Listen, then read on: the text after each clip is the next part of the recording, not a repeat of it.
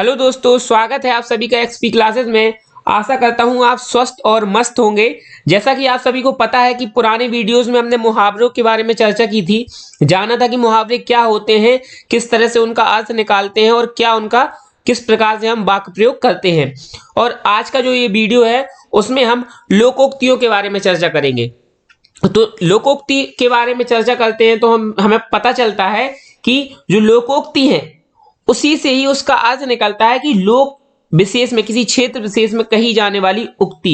जैसा कि यहां लिखा है लोकोक्ति, इसका जब हम संधि विच्छेद कर रहे हैं तो लोक धन उक्ति निकल रहा है। ठीक है, तो लोक धन उक्ति का मतलब हो गया लोक, पहला जो शब्द है लोक, उसका अर्थ हो गया किसी क्षेत्र विशेष में, उक्ति मतलब कही जाने वाली बात, यानी किसी क्षेत्र विशेष में कही जाने वाली बात को हम लोकोक्ति कहते हैं। ठीक है, इससे पहले जो मुहावरे थे उसमें हम क्या था कि कुछ जो सब वाक्यांश होते थे, वाक्य ना होकर मुहावरे में वाक्यांश होते थे, और उनके बारे में हम क्या है कि उनका अर्थ देखते थे कि कुछ अलग अर्थ निकलता है। और लोकोक्ति में क्या है, किसी क्षेत्र विशेष में प्रयोग की जाने वाली बात होती वो मुहावरे की ही तरह है, लेकिन वो किसी क्षेत्र विशेष में प्रयोग की जाती है। हमेशा हर जगह पर उस चीज का प्रयोग नहीं होता है, किसी क्षेत्र, किसी या सीमा के निश्चित अंतराल में, किसी सीमा के आधार पर उसको प्रयोग किया जाता है। ठीक है, अब हम बात करते हैं पहली लोकोक्ति के बारे में। तो पहली लोकोक्ति है कि अंधेर नगरी चौपट राजा। अच्छा, लोकोक्ति शुरू करने से पहले मैं आपको ये बता दूं कि इस जो वीडियो में या आपके सिलेबस में जो लोकोक्ति है, आपने अभी तक अपने पूरे जीवन काल में कभी कम से कम एक या दो बार तो उनको सुना ही होगा, किसी न किसी को बोलते हुए आपने जरूर सुना होगा। तो काफी आपको आसानी होने वाली है, बहुत ही सरल शब्दों में समझाऊंगा मैं आपको बस अंत तक वीडियो को बने रहना है। अगर आपने चैनल को सब्सक्राइब नहीं किया तो सब्सक्राइब करना है और इसे अपने दोस्तों के साथ शेयर जरूर करना है। ठीक है, चलिए शुरू करते हैं। पहला जो लोकोक्ति है वो है अंधेर नगरी चौपट राजा, यानी इसका जो अर्थ है वो ये है कि मूर्ख राजा के राज्य में अन्याय होना। ठीक है, हमने कहानी पढ़ी होगी, एक कहानी है कि अंधेर नगरी चौपट राजा, अंधेर नगरी नामक कहानी है जो हमने पढ़ी हुई है।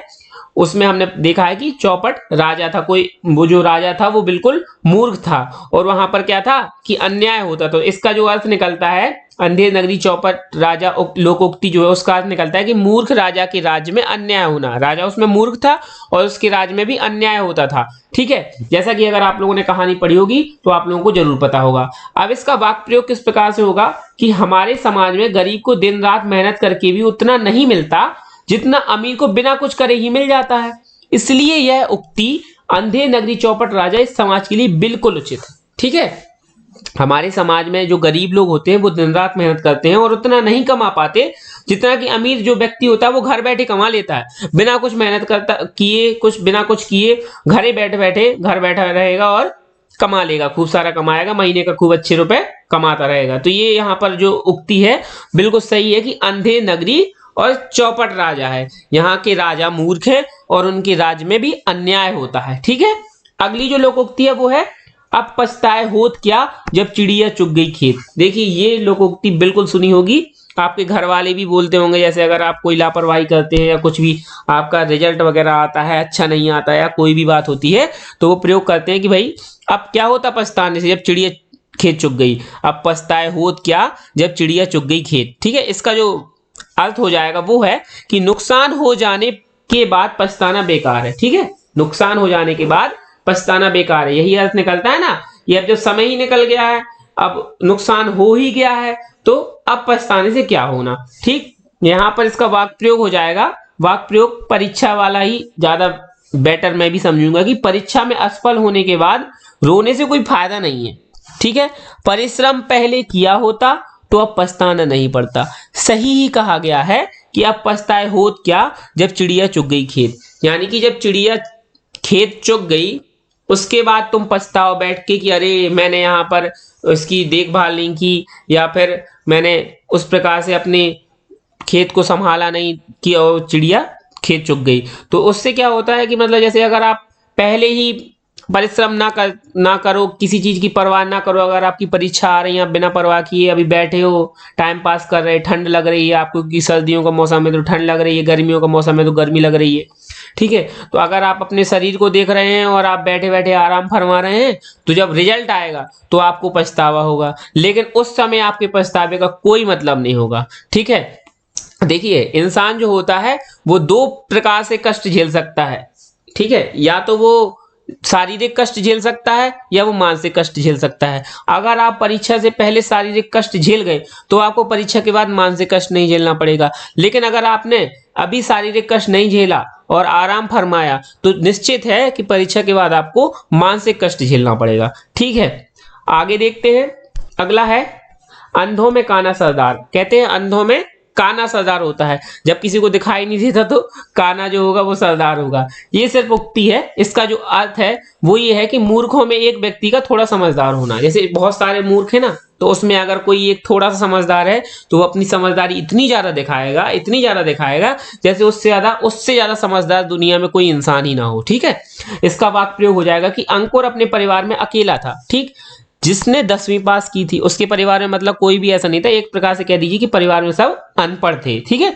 तो अंकुर ने अपने परिवार में 10वीं पास की थी, बाकी सभी उसके परिवार में अनपढ़ थे, ठीक है, अनपढ़ थे। इसलिए अंकुर को उसके परिवार में विद्वान समझा जाता था। यानी कि अंकुर को उसके परिवार वाले क्या समझते थे, अरे मेरा लड़का तो बहुत विद्वान है, उसने 10वीं पास की है, क्योंकि ठीक। तो ठीक ही कहा है, अंधों में कान्हा ही सरदार होता है। यानी कि मूर्खों में एक थोड़ा सा व्यक्ति जो समझदार होता है वो सरदार कहलाता है। आपने भी कई बार सुना होगा, जैसे अगर आपने सुना हो कि जो लोग जिनके परिवार में ज्यादा उतना शिक्षा का माहौल नहीं होता है, उनके यहाँ अगर कोई हाई स्कूल इंटर भी कर लेता है ना, तो वो कहते हैं कि अरे हमारे लड़के ने तो इंटर किया है भाई, अरे इंटर किए बैठा है।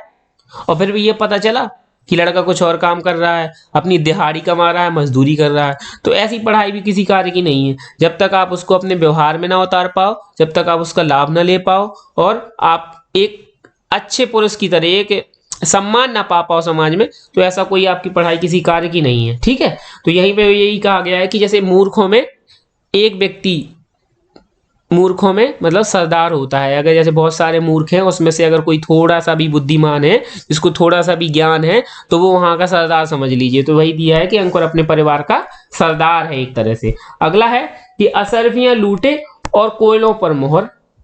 असरफियां लूटे और कोयलों पर मोहर, लूट तो रहे हैं असरफियां और मोहर लग रही है कोयलों पर। तो यहाँ पर इसका वाक्य जो अर्थ हो जाएगा इसका, वो हो जाएगा मूल्यवान व्यक्ति की अपेक्षा तुच्छ वस्तु का ध्यान। कहते हैं कि यहाँ पर आप मूल्यवान वस्तु की अपेक्षा, असरफियों पर ध्यान नहीं जा रहा है, ध्यान जा रहा है कोयले पर। तो यहाँ पर मूल्यवान वस्तु की अपेक्षा तुच्छ वस्तु पर ध्यान जाना, इसका वाक्य प्रयोग हो जाएगा कि उस लेखक की पुस्तक गुणवत्ता की दृष्टि से उत्कृष्ट है। जो लेखक है उसकी पुस्तक गुणवत्ता की दृष्टि से उत्कृष्ट है, किंतु आवरण पृष्ठ के रंग संयोजन ने पुस्तक के आकर्षण को नष्ट कर दिया है। इसे ही कहते हैं असरफियां लूटे और कोयलों पर मोहर। यानी कि जो पुस्तक होती है उसका जो ऊपर का आप कह सकते हैं पेज होता है, जो यानी कि मेन पेज होता है, जो जिसमें जैसे आपकी जो बुक होंगी, पहला पेज होगा उस पर सब कुछ लिखा होगा। अगर हिंदी की बुक होगी तो हिंदी लिखा होगा, काफी अच्छे चित्र बने होंगे, गणित में भी चित्र बने होंगे, और विज्ञान जो भी आपकी साइंस वगैरह की सबकी जो पुस्तक होती हैं या किसी लेखक द्वारा लिखी हुई पुस्तक होती है, आपने देखा होगा मेन पृष्ठ जो होता है उसका वो अच्छा सजा हुआ होता है, बढ़िया मस्त रंगीन, उसमें कलर के साथ चित्रों के साथ उसको बना के दर्शाया जाता है। अंदर क्या होता है, अंदर 100, 150, 200, 400, 500 जितने भी पेज होंगे उनमें केवल लिखा होगा, केवल लिखे होंगे। या हिंदी की होगी तो हिंदी में से लिखा होगा, इंग्लिश की अगर कोई बुक होगी, कोई राइटर जो इंग्लिश में लिखता होगा उसकी होगी तो इंग्लिश लिखी होगी। तो कह रहे हैं कि मतलब उसकी लेखक की पुस्तक की गुणवत्ता की दृष्टि से उत्कृष्ट है, यानी कि जो उसने लिखा है वो बहुत ही ज्यादा उत्कृष्ट है। लेकिन जो आवरण पृष्ठ है, यानी कि जो कहते नहीं आप आवरण चढ़ा लेना, या फिर कहते हैं कवर चढ़ा लेना, जो मेन कवर होता है पेज का आगे और पीछे, उस पृष्ठ के रंग संयोजन ने पुस्तक के आकर्षण को नष्ट कर दिया। यानी कि उसके अंदर जो कुछ लिखा है उस पर किसी का ध्यान नहीं है, सब लोग पेज देखे, उसका आवरण कवर देखे जा रहे हैं।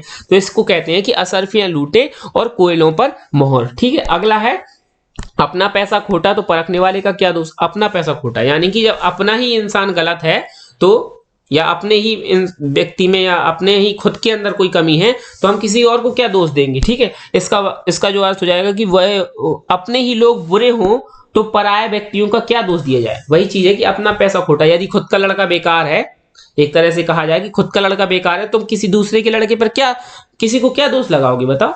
अगर कहते हैं कि भाई 4 लोगों ने, लड़कों ने मिलकर कोई उत्पात करा तो अपना भी लड़का उसमें शामिल था, तो गलती तो अपनी लड़की की भी है। किसी और को दोष करना कि भाई उसके कहने पे कर दिया तो वो चीज गलत है। अपना पैसा खोटा तो परखने वाले का क्या दोष। ठीक है, यहां पर इसका अर्थ हो जाएगा, यानी इसका वाक्य प्रयोग हो जाएगा कि इंजीनियर के बेटे को चैन लुटेरे के रूप में देखकर पड़ोसी हतप्रभ रह गए। जो इंजीनियर था उसके बेटे को चैन लुटेरे के रूप में देखकर जो पड़ोसी थी वो हतप्रभ रह गए। साथ ही कहा गया है अपना पैसा खोटा तो परखने वाले का क्या दोष। ठीक है, यहां पर इंजीनियर का बेटा एक तरह से चैन लूट रहा था, यानी कि चोरी कर रहा था। लड़का तो वो इंजीनियर का है लेकिन काम क्या कर रहा है, चोरी का काम कर रहा है। तो पड़ोसी लोगों का कहना है कि मतलब अगर इंजीनियर साहब किसी और पर दोष नहीं लगा सकते, क्योंकि अगर उनका ही लड़का खोटा है या उन कह सकते हैं उनका पैसा खोटा है तो वो किसी परखने वाले पर दोष नहीं लगा सकते। ठीक है, यहां पर अगला जो हमारा लोकोक्ति है वो है अपनी गली में कुत्ता भी शेर होता है। अपनी गली में कुत्ता शेर होना, यानी कि कहते नहीं कि हाँ भाई अपने मोहल्ले में या अपनी गली में कहते नहीं है भैया हर कोई शेर होता है। तो यहाँ पर कुत्ता हो गया कि अपनी गली में कुत्ता भी शेर होता है, यानी कि अपने घर में कमजोर व्यक्ति भी ताकतवर दिखाई पड़ता है। आप किसी भी जगह पे देख लीजिए, चाहे किसी क्षेत्र की बात हो या कोई किसी भी जगह की बात हो, अगर किसी जगह पे कोई विधायक भी है, ठीक है, किसी क्षेत्र की बात कर रहा हूं, जैसे अगर किसी शहर में किसी जिले में विधायक है, ठीक है, तो वहां पर उसकी जो मतलब उसकी बहुत प्रसिद्ध होगा वो, और उसका नाम चलता होगा, हर काम बन जाता होगा, सब कुछ, उसकी शायद दादागिरी भी चले, सब कुछ चले। लेकिन जैसे ही वो किसी अन्य क्षेत्र में गया, उसको कोई वहां नहीं जानता, तो काहे का विधायक, विधायक होगा अपने घर में। ठीक है, तो वही चीज है। तो यहां पर इसका वाक्य प्रयोग हो जाएगा कि मैं अकेला तुम्हारे मोहल्ले में आ गया हूं तो अनाप शनाप बोले जा रहे हो। अपनी गली में कुत्ता भी शेर होता है, यानी कि हम तुम्हारे मोहल्ले में आ गए तो तुम कुछ भी बोल रहे, हमारे मोहल्ले में आओ, हमारे गली में आओ, फिर हम बताएं तुम्हें। वही चीज है कि अपने गली में तो कुत्ता भी शेर होता है। ठीक है, अगला है अंगूर खट्टे हैं। अंगूर खट्टे हैं यानी कि आपने पढ़ा होगा जो वो कहानी थी जिसमें लोमड़ी जो थी वो अंगूरों तक नहीं पहुंच पा रही थी, तो वो बाद में कहती है कि अंगूर खट्टे हैं। अब वो ऐसा क्यों कहती है उसका अर्थ आपको मिल जाएगा। वो इसलिए कहती है कि वस्तु ना मिलने पर उसमें दोष निकालना। उसको अंगूर नहीं मिले तो उसने उसमें दोष निकाल दिया कि अंगूर खट्टे हैं। तो यहाँ पर सीधा सीधा इसका अर्थ निकल आया कि वस्तु ना मिलने पर, जब हमें कोई चीज मिलती नहीं तो हम कहते हैं अरे यार अच्छी नहीं है, यार अरे यार महंगी है, अरे यार ऐसी है। तो यानी कि कोई चीज ना मिलने पर उसमें दोष निकालना होता है कि अंगूर खट्टे हैं। इसका वाक्य प्रयोग हो जाएगा कि जब दीपक एसएससी की परीक्षा में कई बार असफल हो गया। एसएससी की परीक्षा में काफी लोग ना जानते होंगे तो आपको पता चल जाएगा कि एसएससी क्या होता है, एंटर कर लीजिए सब पता चल जाएगा। जब दीपक एसएससी की परीक्षा में कई बार असफल हो गया तो वह कहने लगा कि मुझे तो यह नौकरी ही पसंद नहीं। यहां यह कहावत सही है कि अंगूर खट्टे हैं। जब वो फेल हो गया, कई बार उसने प्रयास किया लेकिन असफल हो गया, तो उसने उस पर बस मतलब जॉब ना मिलने पर, नौकरी ना मिलने पर क्या दोष निकाला कि अंगूर मतलब मुझे यह नौकरी ही पसंद नहीं है। तो ये कहावत बिल्कुल सही है कि अंगूर खट्टे हैं। ठीक है, अगला है अंधे के आगे रोए अपने नैना हुए। अब अंधे के आगे क्या रोना, उसको पता ही नहीं चलेगा कि क्या सामने वाला कोई रो रहा है। तो वही चीज है, उसका अर्थ हो जाएगा कि हृदयहीन के सामने रोना व्यर्थ है। जिस इंसान के पास हृदय नहीं है उसके पास आप क्या रोएंगे। जो जैसे लोकोक्ति वगैरह होती ना, इसमें भी ऐसा ही होता है कि मुहावरे की तरह थोड़ा सा अलग अर्थ निकलता है, हम समझ जाते हैं, जान जाते हैं, लेकिन शाब्दिक अर्थ नहीं होता। मिलता जुलता अर्थ निकल सकता है, सेंस के आधार पर अर्थ निकल सकता है, लेकिन शाब्दिक अर्थ नहीं होगा। ठीक है, और ये ठीक, तो यहां पर हो जाएगा कि हृदय के सामने रोना व्यर्थ है। इसका वाक्य प्रयोग होगा कि एक गरीब किसान अपने बेटे के इलाज के लिए जब अपने मालिक के पास कुछ पैसे लेने जाता है तो वह उसकी एक नहीं सुनता।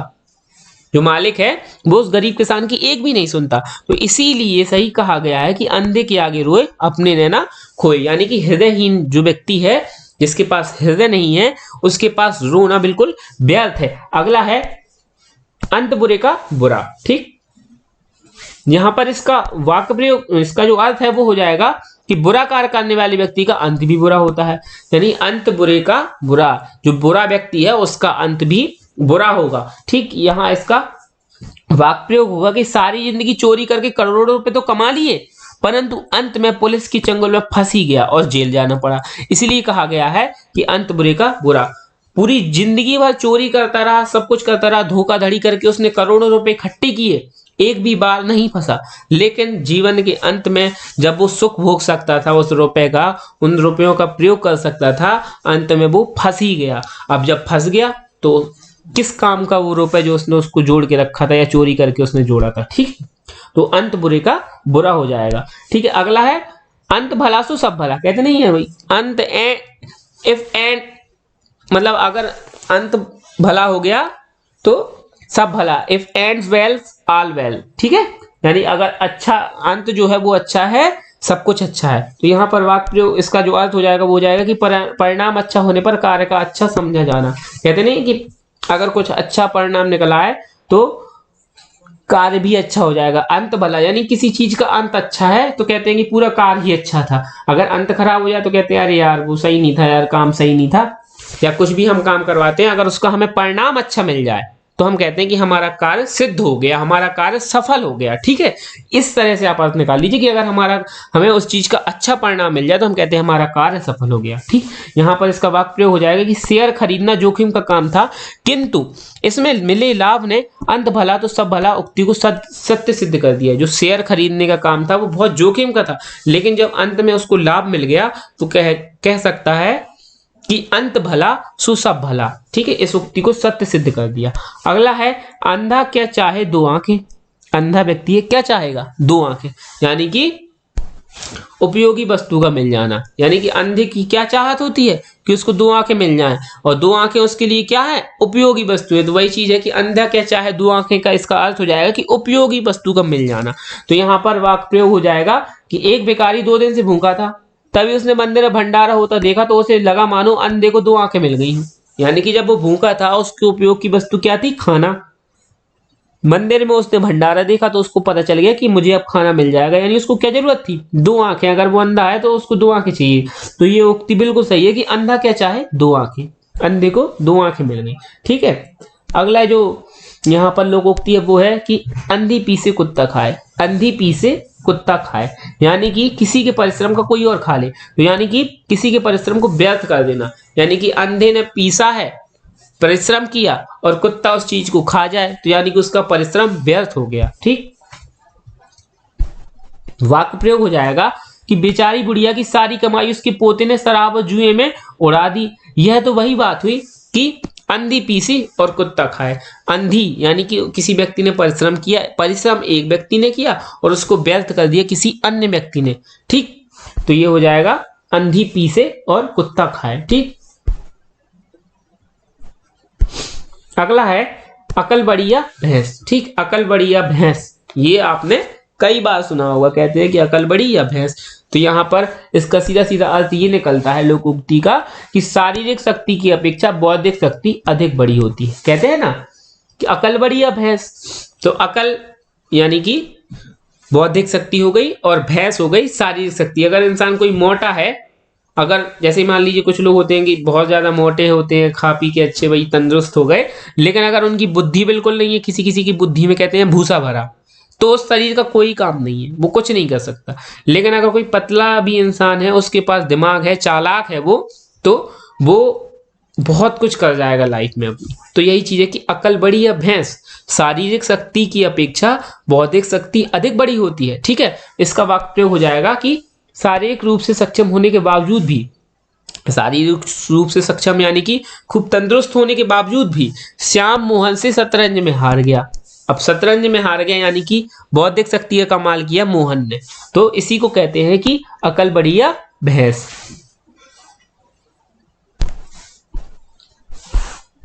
अगला है अपना हाथ जगन्नाथ। अपना हाथ जगन्नाथ का मतलब हो गया कि अपना कार्य स्वयं करना ही श्रेष्ठ होता है। अपना हाथ जगन्नाथ यानी कि अपने हाथ से किया गया कार्य ही सबसे सही है, तो अपना कार्य स्वयं करना ही श्रेष्ठ होता है। इसका वाक्य प्रयोग हो जाएगा कि परिवार में इतने सदस्य होने पर भी राधा अपना सारा काम स्वयं करती है। वह कहती है कि अपना हाथ जगन्नाथ। परिवार में बहुत सारे सदस्य हैं, फिर भी राधा अपना काम स्वयं करती है और कहती है कि अपना हाथ जगन्नाथ। अगला है कि अकेला चना भार नहीं फोड़ सकता। अकेला चना यानी अकेला इंसान कुछ भी नहीं कर सकता, तो वही चीज है, अकेला व्यक्ति सीमित कार्य ही कर सकता है, भार नहीं फोड़ सकता अकेला इंसान। ठीक, तो यहाँ पर वाक्य प्रयोग हो जाएगा कि 20 आदमियों के परिवार का भरण पोषण अकेला श्याम के बस की बात नहीं। अतः हम कह सकते हैं कि अकेला चना भार नहीं फोड़ सकता। अब 20 व्यक्तियों के का परिवार है, उसका भरण पोषण एक अकेला व्यक्ति कर रहा है, तो हम कह सकते हैं कि अकेला चना भार नहीं फोड़ सकता। ठीक है, अगला है अपनी अपनी ढपली अपना अपना राग। कहते नहीं है कि इंसान अपने हिसाब से ही काम करता है, जैसे अगर खुद की ढपली हो, खुद का बैट तो खुद की बैटिंग। कहते हैं ना, हम बचपन में करते रहे कि अगर जिसका बैट है तो उसकी बैटिंग होगी, यानी कि जिसका बैट है तो उसके हिसाब से ही सब पूरा मैच खेला जाएगा। बचपन में ऐसा कई बार होता है अपने साथ। तो वही चीज है कि अपनी अपनी ढपली तो अपना अपना राग। यहाँ पर इसका जो अर्थ होगा वो होगा कि अपनी इच्छा अनुसार कार्य करना। जिस व्यक्ति की चीज है, जिस व्यक्ति की वस्तु है, तो वो अपनी इच्छा अनुसार कार्य करेगा। यहाँ पर इसका वाक्य प्रयोग हो जाएगा, रवि के घर का कोई भी सदस्य किसी की बात नहीं मानता, सभी अपनी अपनी ढपली अपना अपना राग अलापते हैं, यानी कि सब अपने इच्छा अनुसार कार्य करते हैं। ठीक है, अगला होगा कि आम के आम गुठलियों के दाम। आम के आम गुठलियों के दाम यानी कि एक तो आम, ऊपर से गुठलियों के दाम भी मिल रहे हैं, आम के भी दाम मिले और गुठलियों के दाम मिले, तो ये चीज क्या हो गई, दो प्रकार से लाभ प्राप्त होना। तो दो प्रकार से लाभ प्राप्त होना यानी इसका अर्थ हो गया कि दोहरा लाभ प्राप्त होना। अब दोहरा लाभ मिलने का मतलब हो गया कि किसी इंसान काम तो वो एक कर रहा है लेकिन उसको लाभ दो दो मिल रहे हैं। तो यहाँ पर इसका वाक्य प्रयोग हो जाएगा कि लेखन कार्य से धन तथा यश तो मिलता ही है, साथ ही मानसिक स्तर भी बढ़ता है, इसी को कहते हैं आम के आम गुठलियों के दाम। यानी जो लेखन कार्य करते हैं उससे क्या होता है कि धन और यश तो मिलेगा ही, साथ ही साथ मानसिक स्तर भी बढ़ेगा, इसी को कहते हैं आम के आम गुठलियों के दाम। तो ये प्रश्न जो आपके लोकोक्ति है वो 2017 में आई थी। ठीक है, इसका अर्थ हो गया कि दोहरा लाभ। ठीक, अगला है आंख का अंधा नाम नयन सुख। ये तो आपने पढ़ाई होगा कि आंख का अंधा और नाम है नयन सुख। तो नाम के विपरीत काम करना, यानी कि नाम तुम्हारा कुछ और है, काम तुम्हारा कुछ और है। आंख का नाम, आंख के अंधे हो और नाम तुम्हारा नयन सुख है, तो मतलब क्या है, किसी इंसान का नाम नयन सुख है और वो आंख से अंधा है। किसी इंसान का नाम शेर सिंह है और चोरी का काम करता है। ठीक है, शेर सिंह होके और पुलिस से भागा भागा फिरता है। ठीक, तो एक ऐसी कहानी थी कि मतलब एक चोर भागता जा रहा था, एक आदमी से टकराया, तो आदमी ने पूछा भैया तुम्हारा नाम क्या है, तो कह रहा शेर सिंह। चोर ने कहा शेर सिंह।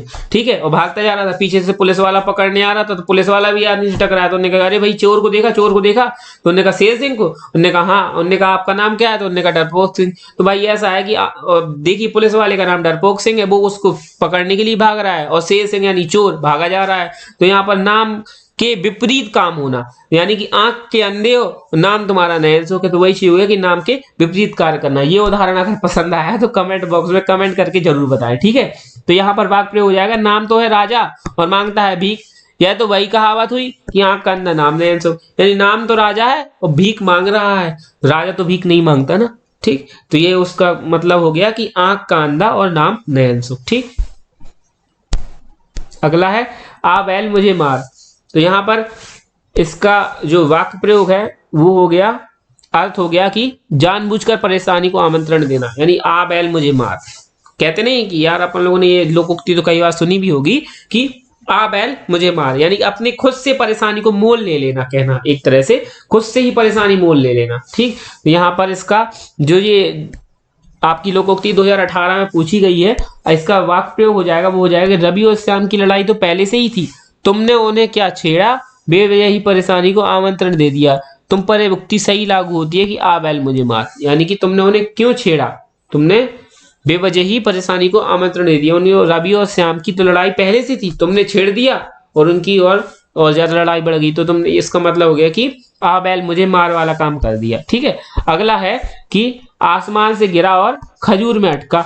आसमान से गिरा, ये भी हमने कई बार सुना होगा कि कहते नहीं आसमान से गिरे और खजूर में अटके, यानी कि एक मुसीबत से निकलकर दूसरी मुसीबत में फंस गए। तो ये 2018 में पूछा गया आज से कि एक मुसीबत से निकलकर दूसरी मुसीबत में फंसना। आसमान से गिर रहे थे और खजूर में अटक गए। ठीक, तो यहाँ पर इसका वाक्य प्रयोग हो जाएगा कि राहुल टाइफाइड जैसी भी भयानक बीमारी से भी ठीक ही हुआ था कि वह बाइक से गिरा और उसका हाथ टूट गया, यानी कि टाइफाइड से भाई साहब सही हुए, जैसे तैसे बहुत मुश्किल से, भयानक बीमारी जो टाइफाइड है उससे सही हुए और बाइक से गिर गए, उनका हाथ टूट गया। तो इसे क्यों कहते हैं कि आसमान से गिरा और खजूर में अटका। ठीक है, अगला इसका जो लोकोक्ति है वो हो जाएगी आप भला तो जग भला। यदि आप अच्छे हैं तो आपके लिए पूरा जग अच्छा होगा, यानी कि अच्छे व्यक्ति को सभी लोग अच्छे लगते हैं। यहाँ पर वाक्य प्रयोग हो जाएगा कि मोहन तुम अपना काम सही ढंग से करो और उसी में मन लगाओ, क्योंकि आप भला तो जग भला। यदि आप अपना काम अच्छे से कर रहे हो और आप उसमें मन लगा रहे हो तो आपको सब कोई इंसान सही लगेगा। ठीक है, आप अपने काम में ध्यान दो, किसी और की उस गलती ना निकालो। अगर आप अच्छे होंगे तो आपको सब भी अच्छे लगेंगे। ठीक है, अगला है कि आधी तज सारी को धाए और आधी मिले ना पूरी पाए। कहते नहीं ये वाक्य प्रयोग हम बहुत ज्यादा प्रयोग करते हैं कि लालच नहीं करना चाहिए। अगर हम लालच के लिए अपनी आधी रोटी छोड़कर पूरी के चक्कर में जाएंगे तो हो सकता है हमें वो भी ना मिले। इसके लिए भी एक उदाहरण है कि एक जो कुत्ता था उसके मुंह में रोटी का टुकड़ा था और वो क्या है कि एक पानी के पास गया और उसके मुंह में रोटी का टुकड़ा था, तो उसने अपनी परछाई देख ली पानी में, तो उसको ये लगा कि सामने कोई दूसरा कुत्ता है और वो भी एक रोटी लिए है। तो उसके मन में लालच आ गया और उसने क्या किया, उसने कहा कि मैं अगर उस कुत्ते से वो रोटी छीन लूं तो मेरे पास 2 रोटी हो जाएंगी। और उसने जैसे ही कुत्ते से वो रोटी छीनने के लिए अपना मुंह खोला, वो रोटी भी उस पानी में गिर गई। तो यानी कि उसने अपनी आधी तच को सारी को, यानी कि सामने वाली को भी करके लालच करके उसने पाना चाहा, तो ना तो उसको वो रोटी मिली और ना ही सामने कोई और कुत्ता था। तो लालच के समय उसकी बुद्धि पूरी भ्रष्ट हो गई और लालच के में आकर उसने अपनी वो रोटी भी मतलब गवा दी। तो यहाँ पर इसका जो हमारा अर्थ हो जाएगा वो जाएगा कि लालच के कारण सब कुछ समाप्त हो जाता है। तो आधी तज सारी को धाए और आधी मिले ना पूरी पाए। तो लालच नहीं करना चाहिए, हमारा सब कुछ नहीं तो समाप्त हो जाएगा। कुत्ते की वो रोटी भी समाप्त हो गई जो वो दूसरी रोटी के चक्कर में उसने अपना मुंह खोला था। ठीक है, तो दीनानाथ अपनी सरकारी नौकरी छोड़कर निजी संस्थान में मैनेजर बनने की लालसा से गए थे। सरकारी नौकरी छोड़ दी भाई सबने और क्या करने गए, निजी संस्थान में मैनेजर बनने की लालसा से गए थे, किंतु वहां भी सफल नहीं रहे। ठीक ही तो कहा है, आधी तज सारी को धाए आधी मिले ना पूरी पाए। यानी कि भैया तुमने सरकारी नौकरी छोड़ दी, जो तुम्हारे पास था वो भी तुम्हारा चला गया और ना ही तुम सामने की निजी संस्थान में जो जहां पे तुम मैनेजर बने थे वहां तुम्हें कोई सफलता हाथ लगी। तो आधी तज पूरी को धाए और आधी मिले ना पूरी पाए। ठीक है, यहाँ पर अगला है कि आम खाने हैं या पेड़ गिनने हैं, यानी तुम्हें आम खाना है या पेड़ गिनने हैं। एक था कि आम के आम गुठलियों के दाम, वहां पर दोहरा लाभ था। यहाँ पर है आम खाने हैं या पेड़ गिनने हैं। अब इसका जो अर्थ है वो है कि अपने काम से मतलब रखो ना यार, अपने काम से मतलब रखना। आम खाना या पेड़ गिनना, तो अपने काम से कहते नहीं है कि अगर कोई इंसान ज्यादा पूछताछ करता है तो यार कहते हैं कि तुम्हें यार आम खाना है कि पेड़ गिनना है, यानी तुम अपने काम से मतलब रखो ना यार। ठीक है, तो यहाँ पर इसका वाक्य प्रयोग हो जाएगा, पहले आप दवा खाइए, यह दवा किस काम की है इसके चक्कर में मत पड़िए। ठीक है, पहले दवा खाइए, किस चीज की किस बात की दवा है इसके चक्कर में मत पड़िए, क्योंकि आम खाने से मतलब रखो, पेड़ गिनने में क्या लाभ। तुम्हें तो भाई अपने उपचार से मतलब है, तुम्हें स्वस्थ होना है, उससे मतलब होना चाहिए। तुम्हें इस चीज से क्या मतलब, डॉक्टर थोड़ी बनना है कि तुम्हें कौन सी दवा है, दवा का नाम क्या है, किस चीज के लिए है। तुम दवा खाओ, तुम सही हो, तुम अपने काम से मतलब रखो, दूसरे काम से नहीं। यानी आम खाने से मतलब रखो, पेड़ गिनने से नहीं। तो यहाँ पर इसका वाक्य प्रयोग ये हो जाएगा। ठीक है, अगला है आई मौज फकीर की दिया झोपड़ा फूक। ठीक, आई मौज फकीर की दिया झोपड़ा फूक, यानी कि फकीर को बहुत ज्यादा मौज चढ़ी तो उसने अपना झोपड़ा ही फूक दिया। यानी कि फकीर के पास क्या था, अकेला एक झोपड़ा ही था रहने के लिए, और उसको जाने कौन सी मौज सवार हुई, कौन सी धुन सवार हुई कि उसने झोपड़ा फूक दिया। तो इसका अर्थ क्या निकलता है, अर्थ निकलता है कि मनमौजी व्यक्ति द्वारा लाभ हानि का विचार किए बिना काम करना। जो मनमौजी व्यक्ति है उसने अपनी लाभ हानि को सोचे बिना काम किया, यानी कि उसको मौज चढ़ी, उसने झोपड़ा फूक दिया, यानी बिना सोचे विचार के काम कर दिया। तो यहाँ पर इसका वाक्य प्रयोग हो जाएगा कि लॉटरी लगने की आशा में लॉटरी लगने से पहले ही मोहन ने कार खरीद ली, इसी को कहते हैं आई मौज फकीर की और दिया झोपड़ा फूक। यानी कि लॉटरी लगने की आशा से, लॉटरी लगने के पहले ही मोहन ने कार खरीद ली। उसने सोचा कि भाई मेरी तो लॉटरी ही लग जाएगी और कार खरीद ली, तो यानी कि उसकी बुद्धि भ्रष्ट हो गई, मौज में आकर कार खरीद ली। इसी को कहते हैं कि आई मौज फकीर की और दिया झोपड़ा फूक। ठीक है, अगला है कि आगे नाथ ना पीछे पगहा। आगे नाथ ना पीछे पगहा का मतलब है कि ना किसी के आगे कुछ हो ना कुछ पीछे हो। अब आगे पीछे का मतलब हो गया कि उसके आगे पीछे कोई व्यक्ति उससे संबंधित ना हो, यानी कि कोई सगा संबंधी ना होने पर निश्चिंत होना। कहते नहीं है कि ना हमारे आगे कोई इंसान है ना हमारे पीछे कोई इंसान है, हमें किसी से लेना देना नहीं है, हम बिल्कुल निश्चिंत हैं, हमारा कोई सगा नहीं है। तो यहाँ पर इसका वाक्य प्रयोग हो जाएगा कि लालची लोग सदैव इस बात पर गर्व महसूस करते हैं कि मेरे तो आगे नाथ ना पीछे पगा, ना मेरे आगे कोई है ना कोई मेरे पीछे, यानी आगे पीछे कोई नहीं है, आगे नाथ ना पीछे पगा। ठीक है, अगला है आए थे हरि भजन को ओटन लगे कपास। बहुत बार सुना होगा कि किसी काम को करने आए थे, काम कुछ और ही करने लगे। ठीक है, तो यहाँ पर इसका अर्थ हो गया कि भाई किसी महान स्तर के कार्य को करने का लक्ष्य बनाकर भी निम्न स्तर के काम में लग जाना। ठीक, ये 2017 में पूछा गया है। इसका अर्थ हो गया कि किसी महान स्तर के कार्य को करने आए थे और करने लगे किसी निम्न स्तर का कार्य। यहाँ पर इसका जो वाक्य प्रयोग होगा वो होगा कि रवि को ऑफिस से मैं फाइल पकड़ते मोहन कहता है। मतलब रवि को आप ऑफिस में फाइल पकड़ाते हुए मोहन कहता है कि तुम तो आए थे हरि भजन को और होटल लगे कपास, यानी अर्थात अफसर बनने आए थे, चपरासी कैसे बन गए। रवि ऑफिस में फाइल पकड़ा रहा था, किसी भी अपने अफसर को फाइल पकड़ा रहा था, तो मोहन ने कहा कि तुम तो अफसर बनने आए थे और तुम चपरासी कैसे बन गए, यानी तुम तो आए थे हरि भजन को और तुम कपास कैसे ओटने लगे। आए थे हरि भजन को ओटन लगे कपास, आए थे किसी महान स्तर के कार्य को यानी अफसर बनने आए थे और निम्न स्तर का कार्य चपरासी कैसे बन गए। ठीक, इधर कुआं उधर खाई अथवा आगे कुआं पीछे खाई, यानी कि इसका मतलब है कि एक तरफ ही नहीं दोनों ओर से मुसीबत से घिर जाना, यानी कि हर ओर मुसीबत होना। जब सिर्फ एक तरफ ही मुसीबत ना हो, हर ओर मुसीबत हो, तो उसको कहते हैं कि आगे कुआं पीछे खाई इधर कुआं उधर खाई। कहते नहीं हमारे एक तरफ कुआं है दूसरी तरफ खाई है, करें तो क्या करें। ठीक है, तो ये जो आपका ये लोकोक्ति है ये आपके 2018 के में पूछा गया था। ठीक है, इसका जो हम वाक्य प्रयोग करेंगे तो इस तरह से करेंगे कि ऑफिस से घर जाते वक्त एक पागल कुत्ता पीछे पड़ गया, जैसे तैसे उससे बचती हुई मैं पेड़ पर चढ़ गया, परंतु वहां बंदर पीछे पड़ गया। अब इस परिस्थिति को कहते हैं इधर कुआं उधर खाई। ठीक है, तो ये इस प्रकार से पता चला कि एक मुसीबत उससे छूटी नहीं थी, वो पेड़ पर चढ़ा और उसके पीछे बंदर पड़ गया। तो इधर कुआं उधर खाई या आगे कुआं पीछे खाई, यानी कि तो हर तरफ से मुसीबत आ जाना। ऐसे ही मुसीबत में एक हमने पढ़ा था कि आसमान से गिरे और खजूर में अटकी, ऐसे बोलते हैं ना, कहावत होती है, पढ़ी भी है हमने। तो वो भी इसी तरह से होती है कि एक मुसीबत से छूटकर दूसरी मुसीबत में आ पड़ना, लेकिन यहां पर है हर तरफ से मुसीबत से घिर जाना। ठीक है, थोड़ा अंतर समझकर पढ़िएगा आप। अगला है उल्टे बांस बरेली। उल्टे बांस बरेली यानी कि विपरीत कार। कहते नहीं उल्टे बांस बरेली मत बजाओ, यानी कि विपरीत काम ना करो। यहां पर वाक्य प्रयोग हो जाएगा कि लाला जी आगरा आए तो दोस्तों के लिए टूंडला स्टेशन से पेठा खरीदने लगे। अब मैंने कहा उल्टे बांस बरेली क्यों ले जा रहे हो, आगरा तो पेठे की मंडी है, यानी आगरा तो पेठे के लिए प्रसिद्ध है, और आप क्या कर रहे हैं कि टूंडला स्टेशन से पेठा खरीद रहे हैं आगरा ले जाने के लिए, यानी कि आगरा आए हैं आप और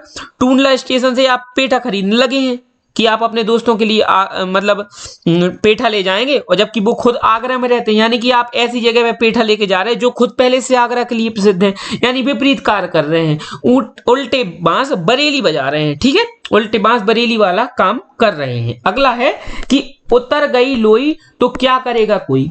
उतर गई लोई तो क्या करेगा कोई, यानी कि निर्लज बन जाने पर किसी की चिंता न करना। कहते नहीं कि उसकी तो लोई उतर गई, उसको कोई फर्क नहीं है, यानी कि वो तो अपने वैसे भी कपड़े नीलाम कर चुका है, एक तरह से कहते हैं, एक तरह से ऐसा बोला जाता है कि उसको कोई शर्म ही नहीं है किसी प्रकार में, उसने पूरी तरह से वो निर्लज्ज हो गया है, उसको लज्जा नहीं है किसी चीज की। तो वही चीज है कि उतर गई लोई तो क्या करेगा कोई, ये भी 2018 में पूछा गया है। ठीक है, और इसका वाक्य प्रयोग हो जाएगा कि राजू एक बार जेल क्या गया कि उसे तो अब जेल जाने में कोई शर्म महसूस नहीं होती। आपने देखा होगा कई बार ऐसा होता है कि जो लोग किसी जुर्म में फंस जाते हैं या कुछ भी, तो वो पूरी तरह से निर्लज्ज हो जाते हैं, उनको और उल्टा डर नहीं रहता अब इस चीज का, क्योंकि वो एक प्रकार से वो उतना कष्ट झेल चुके हैं या जेल जा चुके हैं और उनकी बेइज्जती हो जाती है सारे समाज में।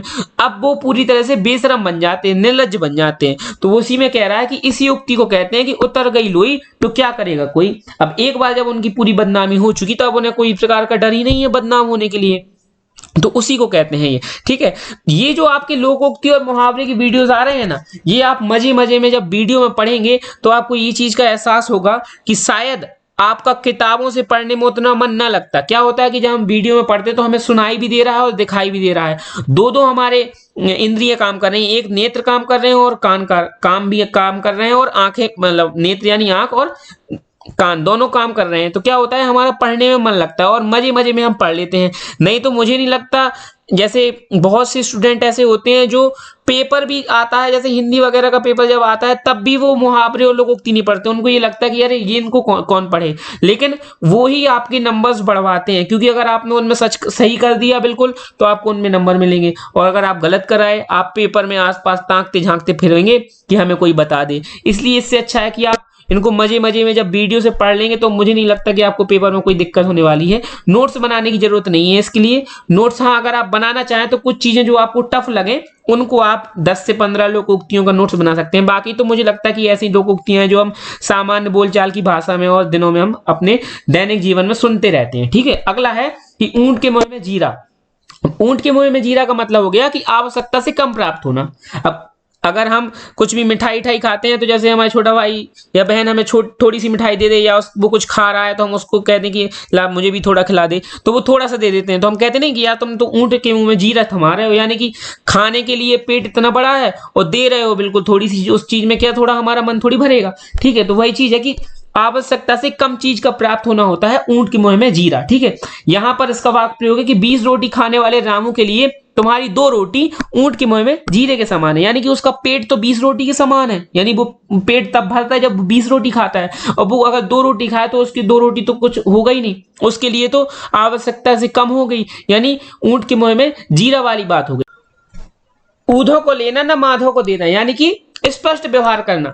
तो ये आपका 2018 में पूछा गया है। अब स्पष्ट व्यवहार करने का मतलब है कि ना ही किसी के साथ गलत व्यवहार करना, यानी कि अगर 2 व्यक्ति खड़े हैं तो हम एक के साथ अच्छा व्यवहार करें एक के साथ बुरा व्यवहार करें, तो वो व्यवहार ना करना। ना ऊधो से का लेना ना माधो का देना, यानी कि सबके साथ समान व्यवहार करना, ना किसी को कम करना ना किसी को ज्यादा करना। ठीक है, एक स्पष्ट अपना तरीका रखना, अपना व्यवहार सबके साथ एक जैसा स्पष्ट रखना, तो उसको बोलते हैं ऊधो का लेना ना माधो को देना। ठीक है, यानी उसको एक तरह से किसी से मतलब नहीं, सिर्फ अपना एक स्पष्ट व्यवहार रखता है, ना किसी से दोस्ती ना किसी से ज्यादा बैर। ये है एक तरह से कहने का मतलब। ठीक है, इसका वाक्य प्रयोग हो जाएगा कि एक व्यवहार कुशल व्यक्ति सभी के साथ अच्छा व्यवहार करता है, इसी आचरण को कहते हैं ऊधो का लेना ना माधव का देना। यानी कि ना तो ऊधो का लेना ना माधव का देना, सबके साथ एकदम समान व्यवहार करना, चाहे व्यक्ति छोटा हो उम्र में या बड़ा हो, सबके साथ एक स्पष्ट व्यवहार, एक अच्छा समान व्यवहार। अब यहां पर ऊधो का लेना माधव का देना से मतलब है, जैसे अगर हम मार्केट में जाते हैं कुछ सामान खरीदने जाते हैं तो हम कहते हैं अरे भैया हम तो आपको जानते हैं, ऐसा व्यवहार ये सब कुछ, तो यानी कि उसको किसी से, जैसे हम कई बार क्या करते हैं हम रेट लगवाते हैं, जैसे किसी कोई चीज हमें 25 रुपए की पड़ रही तो हम कहेंगे भैया 20 की लगा लो, ऐसा कुछ नहीं। उसके अंदर ये है कि ना तो वो किसी के लिए 5 रुपए का अगर करता है, ना ही किसी से ऐसी उम्मीद करता है कि कोई उसको 5 रुपए का करे, यानी उसका सबके साथ स्पष्ट व्यवहार है। अगर वो 5 रुपए की चीज खरीद रहा है तो 5 रुपए देगा, ऐसा नहीं कि 2-4 रुपए कम करे या किसी भी तरह का किसी से मतलब रखे या व्यवहार बनाए। तो ये चीज है कि वो बिल्कुल स्पष्ट व्यवहार रखता है, ना किसी को उसकी वजह से हानि हो ना किसी को उसकी वजह से लाभ हो। तो ये हो गया एक प्रकार से ऊधो का लेना ना माधव को देना। ठीक है, अब यहां पर है उल्टा चोर कोतवाल को डांटे। ये तो बिल्कुल बहुत अच्छे से सुनी होगी, कई बार सुनी होगी हमने कि उल्टा चोर कोतवाल को डांटे, यानी गलती किसी ने की और मतलब दोष किसी और व्यक्ति पर लग रहा है। ठीक है, तो यहां पर है कि दोषी व्यक्ति निर्दोष पर दोष लगाता है। जो अगर कोई चोर है वो कोतवाल को डांटे तो क्या मतलब है, चोर तो गलती खुद कर रहा है और वो उल्टा निर्दोष यानी कोतवाल पे दोष लगाए, तो उस चीज को कहते हैं कि उल्टा चोर कोतवाल को डांटे, यानी कि दोषी व्यक्ति निर्दोष पर दोष लगाए। अब ये आपका 2017 में आया है, अच्छी बात है, मैं तो कहता हूं इस बार भी आ जाए, सबको बन जाएगा, है कि नहीं। ठीक है, इसका वाक्य प्रयोग हो जाएगा कि अध्यापिका ने बच्चों को ठीक से पढ़ाया नहीं था और ऊपर से वह बच्चों को डांट रही थी। अब इसी को कहते हैं कि उल्टा चोर कोतवाल को डांटे। एक तो अध्यापिका ने बच्चों को ठीक से नहीं पढ़ाया, ठीक, और ऊपर से बच्चों को डांट रही कि तुम्हें ये क्यों नहीं बन रहा है या कुछ भी, डांट फटकार बच्चों को लगाना। तो जब खुद की गलती है तो बच्चों का क्या दोष, खुद दोषी होकर निर्दोष बच्चों पर डांट लगाना, यानी कि उल्टा चोर कोतवाल को डांटे, इसी को कहते हैं। ठीक है, अगला है कि एक हाथ से ताली नहीं बजती, एक हाथ से ताली नहीं बजती, यानी कि कोई भी चीज हो एक तरफ से नहीं होती, जब तक उसमें दूसरा हाथ ताली का नहीं आएगा तब तक कोई भी झगड़ा हो या भी कोई भी कार्य हो पूरा नहीं होगा। तो यहाँ पर एक हाथ से ताली नहीं बजती का अर्थ यही है कि झगड़ा एक ओर से नहीं होता। झगड़े से आशा है इस लोकोक्ति का कि जब कहीं झगड़ा होता है तो हम कहते हैं कि यार भैया ताली एक हाथ से नहीं बजती है। अगर गलती तुम्हारी है तो अगर गलती सामने वाले की है तो गलती तुम्हारी भी होगी, या गलती तुम्हारी है तो गलती सामने वाले की भी होगी। यानी कि एक हाथ से ताली नहीं बजती, दोनों तरफ से कुछ ना कुछ गलतियां हुई तब तो ऐसा झगड़ा हुआ। ठीक है, तो यहाँ पर इसका वाक्य प्रयोग हो जाएगा कि सुनीता ने मोनू को गाली दी। ठीक है, तभी मोनू ने उसे थप्पड़ मारा। याद रखो कि एक हाथ से ताली नहीं बजती। मोनू ने अगर थप्पड़ मारा है तो उसका कारण ये है कि सुनीता ने मोनू को गाली दी, झगड़ा एक ओर से नहीं हुआ। ठीक है, अगला है एक पंथ दो काज। एक पंथ दो काज का मतलब है कि एक काम से दोहरा लाभ होना। अगर हम कोई भी काम कर रहे हैं तो एक काम से हमें दोहरा लाभ हो रहा। अगर हम जैसे लिखकर नोट्स बनाते हैं तो दो लाभ होते हैं। एक तो ये नोट्स हमें आगे रिवीजन में भी काम आता है, दूसरी बात नोट्स बनाने से जब लिखने से हमें अच्छा तैयार होता है। तो ये बहुत अच्छा सटीक उदाहरण हो सकता है कि वो नोट्स आपके भाइयों बहनों को भी अगर काम आएगा, अगर वो छोटे हैं तो कल के दिन उनको भी काम आ जाएगा और आगे आपके लिए भी रिवीजन में काम आएगा, और साथ ही साथ आपको तैयार भी अच्छा हो जाएगा जब हम लिखते हैं। तो यहाँ पर एक इस तरह से इसका उदाहरण ले सकते हैं कि एक काम से दोहरा लाभ होना। इसका वाक्य प्रयोग हो जाएगा कि मीठा बोलने से सभी खुश तो होते ही हैं, साथ ही सारे कामकाज भी सध जाते हैं। यही तो बात हुई एक पंथ दो काज, यानी कि मीठा बोलेंगे तो सब खुश होंगे। जब हम किसी व्यक्ति से मीठा बोलते तो एक तो पहली बात तो सामने वाले को खुशी भी होती है, साथ ही अगर हमारा कोई कार्य बनना होता है तो वो काम भी बन जाता है, सारे ही काम सध भी जाते हैं। तो इसी को कहते हैं कि एक पंथ दो काज। ठीक है, अगला है एक तो करेला दूजा नीम चढ़ा। कहते नहीं, एक तो करेला है ऊपर से नीम चढ़ा, यानी कि कड़वे पे और कड़वा होना। करेला कैसा होता है, कड़वा होता है, और नीम चढ़ा यानी कि और कड़वा होना। तो यानी नीम भी कड़वी होती है तो और ज्यादा कड़वा। तो यहाँ पर कड़वाहट से मतलब नहीं, ये है कि किसी इंसान में अवगुणों के साथ और अवगुण होना। तो यहाँ पर इसका जो अर्थ हो रहा है वो है कि बुरे व्यक्ति में बुरी संगति से अवगुणों में वृद्धि होना। एक तो पहले से वो बुरा था, ऊपर से उसने बुरी संगति पाली तो उसके अवगुणों में और ज्यादा वृद्धि हो गई। ठीक है, इसका वाक्य प्रयोग होगा कि जिन दोस्तों की वजह से पंकज को चोरी की लत लग गई थी, कुछ दोस्त थे उनकी वजह से चोरी की उसको लत लग गई थी। ठीक है, अब उन्हीं के साथ स्कूल में दाखिला दिला दिया। एक तो मोहल्ले के दोस्त थे, उनके साथ चोरी करता था, बहुत बेकार आदत हो गई थी। अब स्कूल में भी उन्हीं के साथ दाखिला मिल गया तो 24 घंटे में कम से कम देखा जाए तो 18 घंटे उनके साथ रहना हो गया। तो अब तो ये वैसा ही हो गया कि एक तो करेला दूजा नीम चढ़ा। ठीक है, एक तो करेला और दूजा नीम चढ़ा, यानी बुरी व्यक्ति में बुरी संगति से और अवगुणों का आ जाना, कि अवगुणों के बाद और अवगुणों का शामिल हो जाना होता है। एक तो करेला और दूजा नीम चढ़ा। ठीक है, अगला है एक तो चोरी और दूसरे सीना जोरी। कहते नहीं, एक तो चोरी दूसरे सीना जोरी। कई बार सुना होगा कि अगर हम कोई गलती करते हैं तो हम गलती की माफी भी ना मांगे तो हम कहते नहीं कि एक तो तुम गलती कर रहे हो, ऊपर से तुम अपना आंख दिखा रहे हो या चौड़े हो रहे हो। तो वही चीज है कि एक तो चोरी, एक तो गलती की, ऊपर से सीना जोरी यानी चौड़े होना, कि मतलब हम की तो क्या कर लोगे इस तरह से। ठीक है, तो यहीं पर इसका जो अर्थ होगा वो होगा कि अपराध करके उल्टा रौब दिखाना, कि अपराध किया और उल्टा रौब भी दिखा रहे। तो ये हो जाएगा एक तो चोरी दूसरे सीना जोरी। इसका वाक्य प्रयोग क्या है कि जब एक नेता अपराध करता हुआ पकड़ा गया तब भी वह रौब दिखाने से बाज नहीं आया। अब तो यह तो वही बात हुई कि एक तो चोरी और दूसरे सीना जोरी, यानी कि एक तो अपराध किया और ऊपर से रौब भी दिखा रहे हो। तो यानी कि चोरी और सीना जोरी दोनों काम करना। ठीक है, अगला है एक चुप 100 को हराए, यानी एक चुप 100 को हराए। एक इंसान की चुप्पी 100 को हरा देती है। यानी कि इसका अर्थ है, सीधा सीधा अर्थ है कि चुप रहने वाला व्यक्ति अच्छा होता है, चुप रहने वाला व्यक्ति अच्छा होता है। ठीक है, इसका वाक्य प्रयोग क्या होगा कि जब कोई दुष्ट बेकार बातें किए जा रहा हो तो चुप रहने में ही फायदा है, क्योंकि एक चुप 100 को हराए। ठीक है, कोई दुष्ट इंसान है वो बेकार की फालतू की बातें कर रहा है, मान लो आपको गलत भी कह रहा है, आप चुप रहिए, बिल्कुल शांत रहिए, अपने आप वो शांत हो जाएगा। यानी कि आपकी एक चुप्पी 100 लोगों को हरा देगी। आप अच्छे बन जाएंगे उसके सामने आप अच्छे बन जाएंगे, क्योंकि आप चुप हैं, आप कुछ नहीं बोल रहे, आप उसकी बदतमीजी सह रहे हो लेकिन आप श्रेष्ठ बन रहे हो। ठीक है, तो एक चुप 100 को हराए, यानी चुप रहने वाला अच्छा होता है। अगला है कि एक मछली सारे तालाब को गंदा कर देती है। अब ये लोकोक्ति क्या है, इसका अर्थ है कि एक अगर कोई बुरा है तो वो पूरे समूह को बुरा कर देता है। यानी अगर आपके ग्रुप में कोई लड़का गलत है या कोई लड़की गलत है, आपकी जो ग्रुप है उसकी कोई आदतें अच्छी नहीं है, चोरी करने की आदत है या कुछ भी है, तो आप देखिए कभी अगर वो उसकी चोरी पकड़ी जाए या गलती पकड़ी जाए तो पूरा ग्रुप उस चीज में शामिल हो जाता है कि अरे तुम्हारा ग्रुप इतना बेकार है, तुम्हारा समूह इतना खराब है। तो वही चीज है कि एक मछली सारे तालाब को गंदा कर देती है। तो इसका जो अर्थ है वो है कि एक के बुरा होने से पूरे समूह पर दोष लगता है, यही चीज है। ठीक है, इसका वाक्य प्रयोग हो जाएगा कि यदि किसी कक्षा में एक बच्चा नकल करता पकड़ा गया तो उस कक्षा में सभी बच्चों को शक की निगाह से देखा जाता है।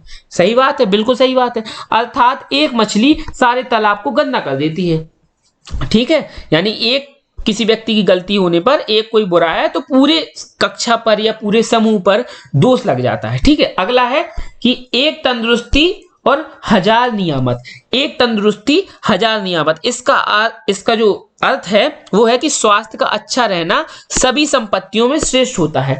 यानी कि अगर आपके शरीर में तंदुरुस्ती है तो आप 1000 प्रकार की परेशानियों से छुटकारा पा सकते हैं। यानी कि स्वास्थ्य अगर अच्छा है तो सारी संपत्तियों में श्रेष्ठ है, उससे जैसी संपत्ति किसी के पास नहीं हो सकती। अगर कोई इंसान है उसके पास बहुत ज्यादा संपत्ति है लेकिन स्वास्थ्य खराब रहता है तो वो कितनी भी संपत्ति हो इलाज करवाते करवाते परेशान हो जाएगा, रुपए भी लगेगा, शरीर भी नहीं बनेगा, मानसिक तनाव भी रहेगा, शारीरिक तनाव भी रहेगा और आर्थिक तनाव भी रहेगा। लेकिन अगर कोई व्यक्ति है जिसके पास संपत्ति भले ही उतनी नहीं है लेकिन स्वास्थ्य उसका अच्छा है तो वो शारीरिक रूप से भी खुश रहेगा, मानसिक रूप से भी खुश रहेगा, और जब उसका रुपए स्वास्थ्य में फालतू बेकार में खर्च नहीं होगा तो वो आर्थिक रूप से भी तंदुरुस्त रहेगा, खुश रहेगा। ठीक है, तो इसको कहते हैं कि एक तंदुरुस्ती हजार नियामत। इसका जो वाक्य प्रयोग होगा वो होगा कि लोग चाहे कितना भी धनार्जन क्यों ना कर लें, मतलब कितना भी धन क्यों ना कमा लें, लेकिन जब तक उनका स्वास्थ्य ठीक ना हो, स्वास्थ्य अगर उनका ठीक नहीं है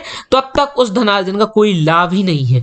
तभी तो कहा जाता है कि एक तंदुरुस्ती हजार नियामत, यानी कितना भी धन कमा लो यदि स्वास्थ्य सही नहीं है तो कुछ भी सही नहीं है। सारा कमाया हुआ धन, सारा का सारा संपत्ति आपकी उड़ जाएगी, खत्म हो जाएगी। ठीक है, अगर स्वास्थ्य सही नहीं है।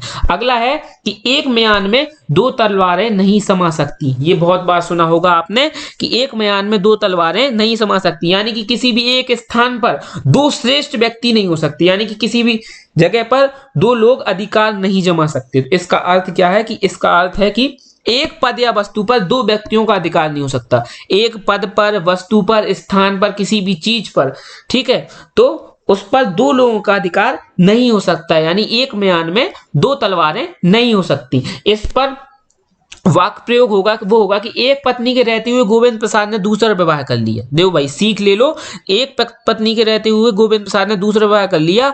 अब समस्या यह थी कि एक म्यान में 2 तलवारें नहीं रह सकती, यानी अब वो क्या अपने घर में, एक ही घर में 2 पत्नियों को रख सकता है? बिल्कुल नहीं रख सकता। आए दिन झगड़े होंगे, आए दिन वो होंगे। पहली बात तो गलती है कि एक पत्नी के रहते हुए दूसरा विवाह करना ही गलत है। तो वही चीज यहाँ पर बताया गया उदाहरण में कि एक म्यान में 2 तलवारें नहीं रह सकती। ठीक, अगला है एक थाली के चट्टे बट्टे। एक थाली के चट्टे बट्टे होना यानी कि एक जैसे दुर्गुणों वाले, यानी कि कहते हैं कि भाई एक थाली के चट्टे बट्टे हैं, यानी कि उन लोगों में सब में एक जैसे दुर्गुण हैं।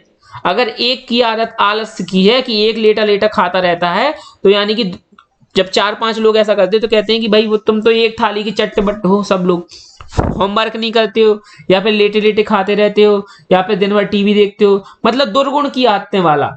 सद्गुण के लिए नहीं प्रयोग किया जाता ये चीज, ये दुर्गुण के लिए प्रयोग किया जाता है कि एक ही थाली के चट्टे बट्टे होना। ठीक है, इसका वाक्य प्रयोग हो जाएगा कि यहाँ सबके चेहरे तो अलग अलग हैं लेकिन स्वभाव से सभी दुष्ट प्रवृत्ति के ही हैं। तभी कहा जाता है कि एक थाली के चट्टे बट्टे हैं। तभी कहा जाता है कि एक थाली के चट्टे बट्टे, यानी सबके चेहरे तो अलग हैं लेकिन प्रवृत्ति सबकी दुष्ट वाली है, सबके स्वभाव में दुष्ट प्रवृत्ति है, दुर्गुण है सबके स्वभाव में। ठीक है, ये हो जाता है एक थाली के चट्टे बट्टे होना। अगला है कि काला अक्षर भैंस बराबर। बहुत अच्छे से पढ़ा होगा, कई बार आप लोगों ने सुना भी होगा कि काला अक्षर भैंस बराबर होता है, यानी कि बिल्कुल अनपढ़ होना। काला अक्षर भैंस बराबर, बिल्कुल अनपढ़, कुछ ना आता हो जिसको। ठीक है, यहाँ पर वाक्य प्रयोग है कि पवन को किताब देने से क्या लाभ, उसके लिए तो काला अक्षर भैंस बराबर है। अब जो इंसान बिल्कुल अनपढ़ है उसको किताब देने का कोई लाभ नहीं है, तो वही चीज कहा गया कि पवन को किताब देने का क्या लाभ है, उसके लिए काला अक्षर भैंस बराबर, यानी वो तो बिल्कुल अनपढ़ है। ठीक है, अगला है एक राजा भोज, नहीं, कहाँ राजा भोज कहाँ गंगू तेली। ठीक है, कहाँ राजा भोज कहाँ गंगू तेली, ये भी आपने सुना होगा कई बार कि यानी कि कहते नहीं कि 2 विपरीत लोगों की तुलना कर लेना, यानी कि जो चीजें समान ना हो, जिनकी गुण समान ना हो, उनकी तुलना किया जाना, यानी एक तो आसमान की ऊंचाइयों पर है और एक धरती पर है, तो इस प्रकार की असमान वस्तुओं की जब तुलना की जाती है या कुछ भी कहा जाता है तो उनके लिए कहा जाता है कि कहाँ राजा भोज कहाँ गंगू तेली।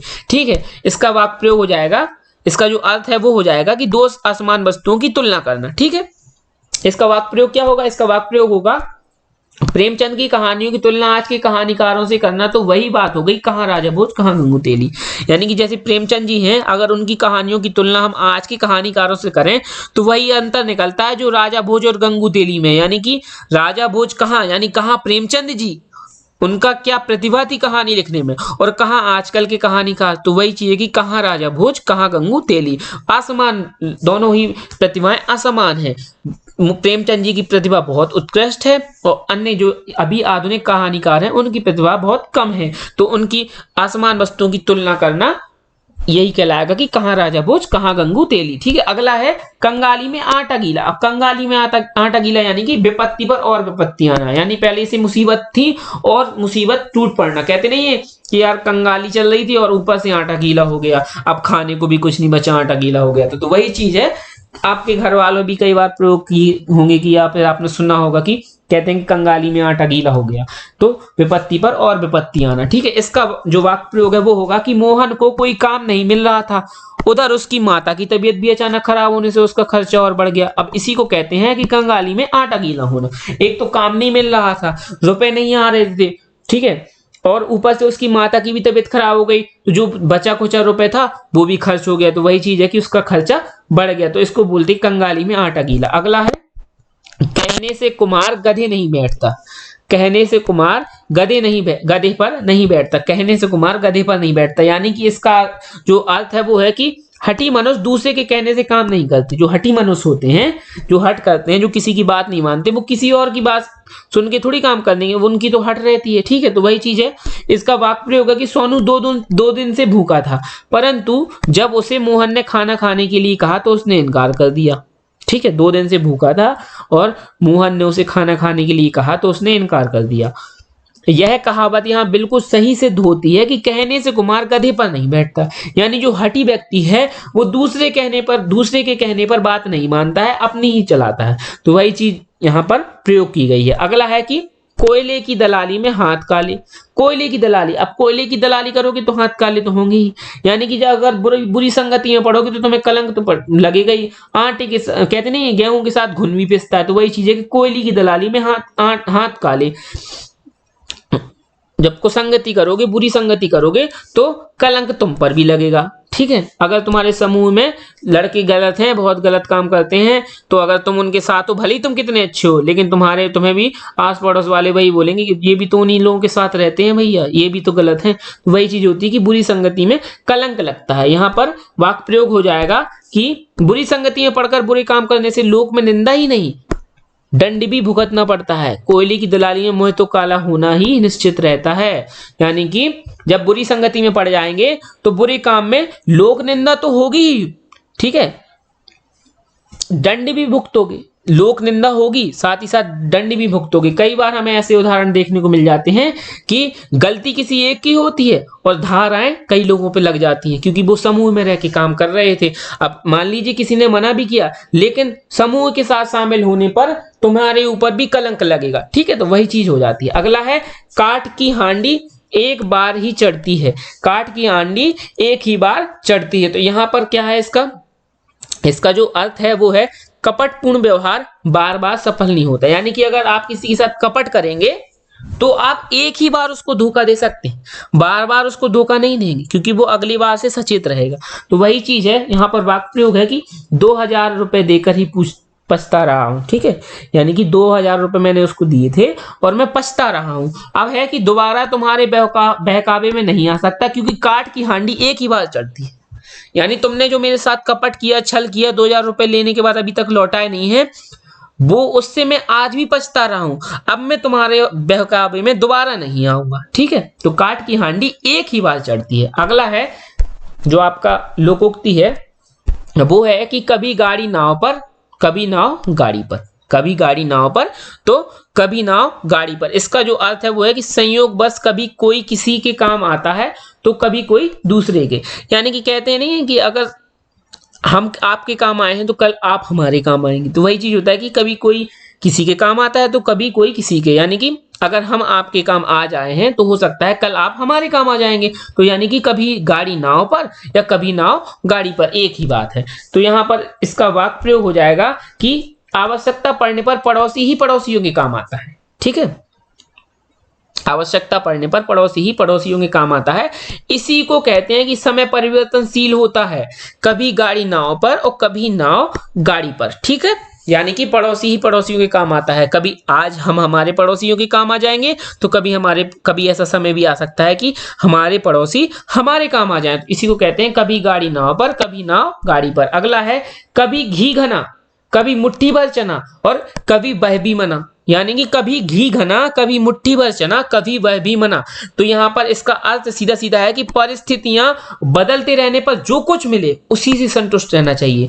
जरूरी नहीं है कि हर समय हमें, देखिए, जरूरी नहीं है कि हर समय हमें घी मिले और जरूरी नहीं है कि हर समय हमें मुट्ठी भर चना मिले, और हो सकता है कभी वह भी ना मिले। यानी कि जो मिल रहा है उससे हमें संतुष्ट रहना चाहिए। कभी घी घना कभी मुट्ठी भर चना और कभी वह भी मना, यानी कि एक समय था जब घी मिल रहा था, घी से हमारी परिस्थितियां बदलकर मुट्ठी भर चने पर आ गई, और आज एक समय ऐसा है कि हमें आज ना तो घी मिल रहा है ना मुट्ठी भर चना, यानी हमारे हाथ में कुछ भी नहीं है। तो ये इसको कहते हैं परिस्थितियों का बदलता रहना। तो उसमें जो भी मिले उससे हमें संतुष्ट रहना चाहिए। ठीक है, इसका जो वाक्य प्रयोग है वो होगा कि मनुष्य को हर हाल में संतुष्ट रहना चाहिए, क्योंकि अक्सर कभी घी घना कभी मुट्ठी भर चना और कभी वह भी मना वाली स्थिति मनुष्य के सामने आती रहती है। ठीक है, यानी परिस्थितियां बदलती रहती हैं। अगला है आपका लोकोक्ति जो है वो है कागा चला हंस की चाल। कागा चला हंस की चाल यानी कि अयोग्य व्यक्ति का योग बनने का प्रयत्न करना। यदि कागा है वो हंस की चाल चलेगा, कागा हंस की चाल चलेगा तो असफल तो उसको वैसे भी होना है, लेकिन एक तरह से होता है कि झूठा दिखावा करना होता है कि अयोग्य व्यक्ति अगर योग बनने का प्रयत्न करे, योग बनने का दिखावा करे, तो उसको बोलते हैं कि कागा चला हंस की चाल। यहाँ पर वाक्य प्रयोग है कि अनपढ़ व्यक्ति का संस्कृत का विद्वान बनने का प्रयास करना। कोई भी व्यक्ति अनपढ़ है, पहली बात तो अनपढ़ है तो उसको हिंदी नहीं आती, तो संस्कृत तो बहुत दूर की बात है, संस्कृत जैसी इतनी कठिन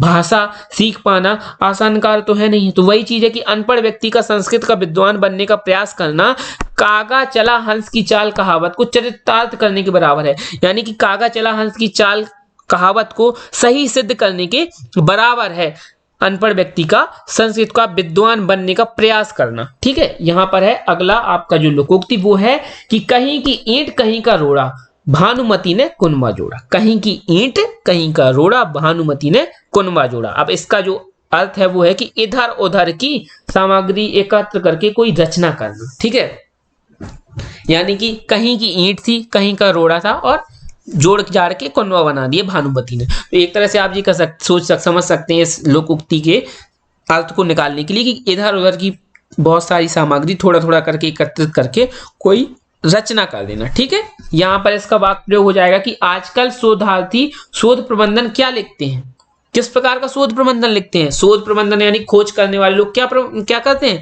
कि इधर की उधर की सामग्री जोड़कर कहीं की ईंट कहीं का रोड़ा भानुमति ने कुनबा जोड़ा वाली उक्ति सार्थक कर देते हैं। अब उनको शोध प्रबंधन लिखना है तो वो क्या करते हैं, शोध नहीं करते। उनने तो क्या किया कि उनने किसी एक घटना का कुछ निकाला और दूसरी घटना का कुछ निकाला और जोड़ जाड़ के एक रचना करके बता दी कि हमने शोध प्रबंधन कर दिया या हमने शोध प्रबंध कर दिया। तो यही चीज है कि कहीं की ईंट कहीं का रोड़ा और भानुमति ने कुनबा जोड़ा, यानी कि जो सच्चाई होती बात में सच्चाई नहीं होती, जो वो शोध प्रबंध करते हैं निकालते हैं शोध करते हैं उसमें किसी प्रकार की सच्चाई नहीं होती। वो तो कहीं का जुड़ा हुआ होता है कि किसी कोई मामला हुआ तो कोई शोध किया उन्होंने कभी पहले, उसका निकाल के कुछ ले ली बातें और दूसरे शोध की निकाल के बातें लेके एक नई रचना कर दी, नया शोध निकाल के दे दिया। तो वही चीज हो गई कि कहीं की ईंट कहीं का रोड़ा और भानुमति ने कुनबा जोड़ा। अगला है खोदा पहाड़ निकली चुहिया। अब खोदा पहाड़ निकली चुहिया का मतलब है कि प्रयत्न तो अधिक किया परंतु लाभ कम हुआ। कहते नहीं यार हम पहाड़ खोद रहे थे, इतने दिनों से पहाड़ खोदते रहे और निकली चुहिया, यहाँ हम इतना ज्यादा प्रयत्न में लगे थे, हमें क्या लाभ हुआ, कोई लाभ नहीं। तो यहाँ पर इसका वाक्य प्रयोग होगा कि हजारों रुपए लगाकर दुकान खोली पर मुनाफा हुआ ना के बराबर। रुपए हजारों लगा लिए और मुनाफा ना के बराबर हुआ, इसे ही कहते हैं कि खोदा पहाड़ और निकली चुहिया। ठीक है, अगला है खरी मजूरी चोखा काम। खरी मजूरी चोखा काम यानी कि उचित मजूरी देने से ही काम अच्छा होता है। अगर आप किसी मजदूर को अच्छी मजदूरी देंगे तो वो काम भी अच्छा करेगा। अगर आप उसको मजदूरी अच्छी नहीं देंगे तो वो काम में लापरवाही करेगा, काम चोरी करेगा। तो वही चीज है कि खरी मजदूरी तो चोखा काम, यानी कि उचित मजदूरी तो अच्छा काम। ठीक है, इसका वाक्य प्रयोग हो जाएगा कि यदि किसी प्रकाशक को पुस्तक तैयार करानी है तो उचित पारिश्रमिक देना होगा। यानी किसी प्रकाशक को पुस्तक तैयार करवानी है तो उचित पारिश्रमिक देना होगा, तभी खरी मजूरी चोखा काम वाली कहावत चरितार्थ हो पाएगी या सही सिद्ध हो पाएगी। खरी मजूरी चोखा काम। ठीक है, अगला है खरबूजे को देखकर खरबूजा रंग बदलता है, यानी कि संगति का असर होना। कहते नहीं खरबूजा देखकर खरबूजा रंग बदल रहा, तो वही चीज है कि संगति का असर होना। जैसे हमारी संगति होगी हम वैसे ही बन जाएंगे।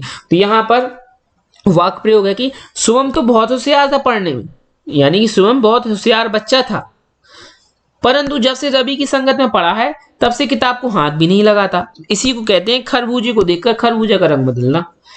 यानी कि शुभम बहुत होशियार बच्चा था पढ़ने में, लेकिन रवि की संगति में आकर अब किताबों को हाथ भी नहीं लगाता। तो इसको कहते हैं कि खरबूजे को देखकर खरबूजा रंग बदलता है। अगला है खग ही जाने खग की भाषा। खग ही जाने खग की भाषा यानी जो जिस संगति में रहता है वह उसका पूरा रहस्य जानता है। ठीक है, यानी कि जो जिस संगति में रहता है वो उस इंसान का पूरा रहस्य जानता है। खग जाने खग की भाषा, जो संगति वाले लोग ही एक दूसरे का रहस्य जान सकते हैं। तो यहाँ पर वाक्य प्रयोग हो जाएगा कि तुम्हें श्याम में हमेशा दोष ही दिखाई देता है, वास्तविकता तो उसके मित्रों से पूछो, क्योंकि खग ही जाने खग की भाषा। किसी इंसान में दोष मत निकालो, उसके मित्रों से जानो कि वो कैसा है। यानी खग ही जाने खग की भाषा, संगति वाला इंसान ही उसके बारे में रहस्य जान सकता है। अगला है खिसियानी बिल्ली खम्मा नोचे। ये भी कई बार सुना होगा कि लज्जित होकर क्रोध प्रकट करना। खिसियानी बिल्ली खम्बा नोचे, खिसियानी बिल्ली का मतलब कोई इंसान लज्जावान हो गया। अब खम्बा नोचना यानी कि क्रोध प्रकट करना, तो लज्जित होकर क्रोध प्रकट करना कहते हैं खिसियानी बिल्ली खम्बा नोचे। ठीक है, इसका वाक्य प्रयोग है कि तुम्हें मोहन ने विपरीत बातें कही, उससे तो तुमने कुछ ना कहा, अब तुम मुझे उसका उत्तर देने के लिए कह रहे हो। यह तो वही बात हुई, खिसियानी बिल्ली खम्बा नोचे। यानी विपरीत बातें मोहन ने कही और तुमने उसको कुछ नहीं कहा, और तुम उसका उत्तर देने के लिए मुझे कह रहे हो कि मैं उसका उत्तर दूं। तो ये तो वही बात है कि खिसियानी बिल्ली खम्बा नोचे। तुम लज्जित हो गए, उसने तुम्हें उल्टा सीधा बोला, अब तुम क्रोध मुझ पे प्रकट कर रहे हो। तो ये चीज होगी कि खिसियानी बिल्ली खम्बा नोचे। खम्बा नोचने का कोई अर्थ नहीं है, यानी मुझे तुम सवाल पूछ रहे हो, मुझे कोस रहे हो, उसका कोई अर्थ नहीं है। जाकर तुम्हें मोहन को ही कोसना चाहिए। ठीक है, तो वही चीज हुआ कि लज्जित होकर क्रोध प्रकट करना किसी अन्य व्यक्ति से। तो यहाँ पर अगला आपका मुहावरा, इसका जो लोकोक्ति है वो है कि गुड़ खाए गुलगुलों से परहेज। गुड़ खाए यानी कि गुड़ क्या होता है, मीठा होता।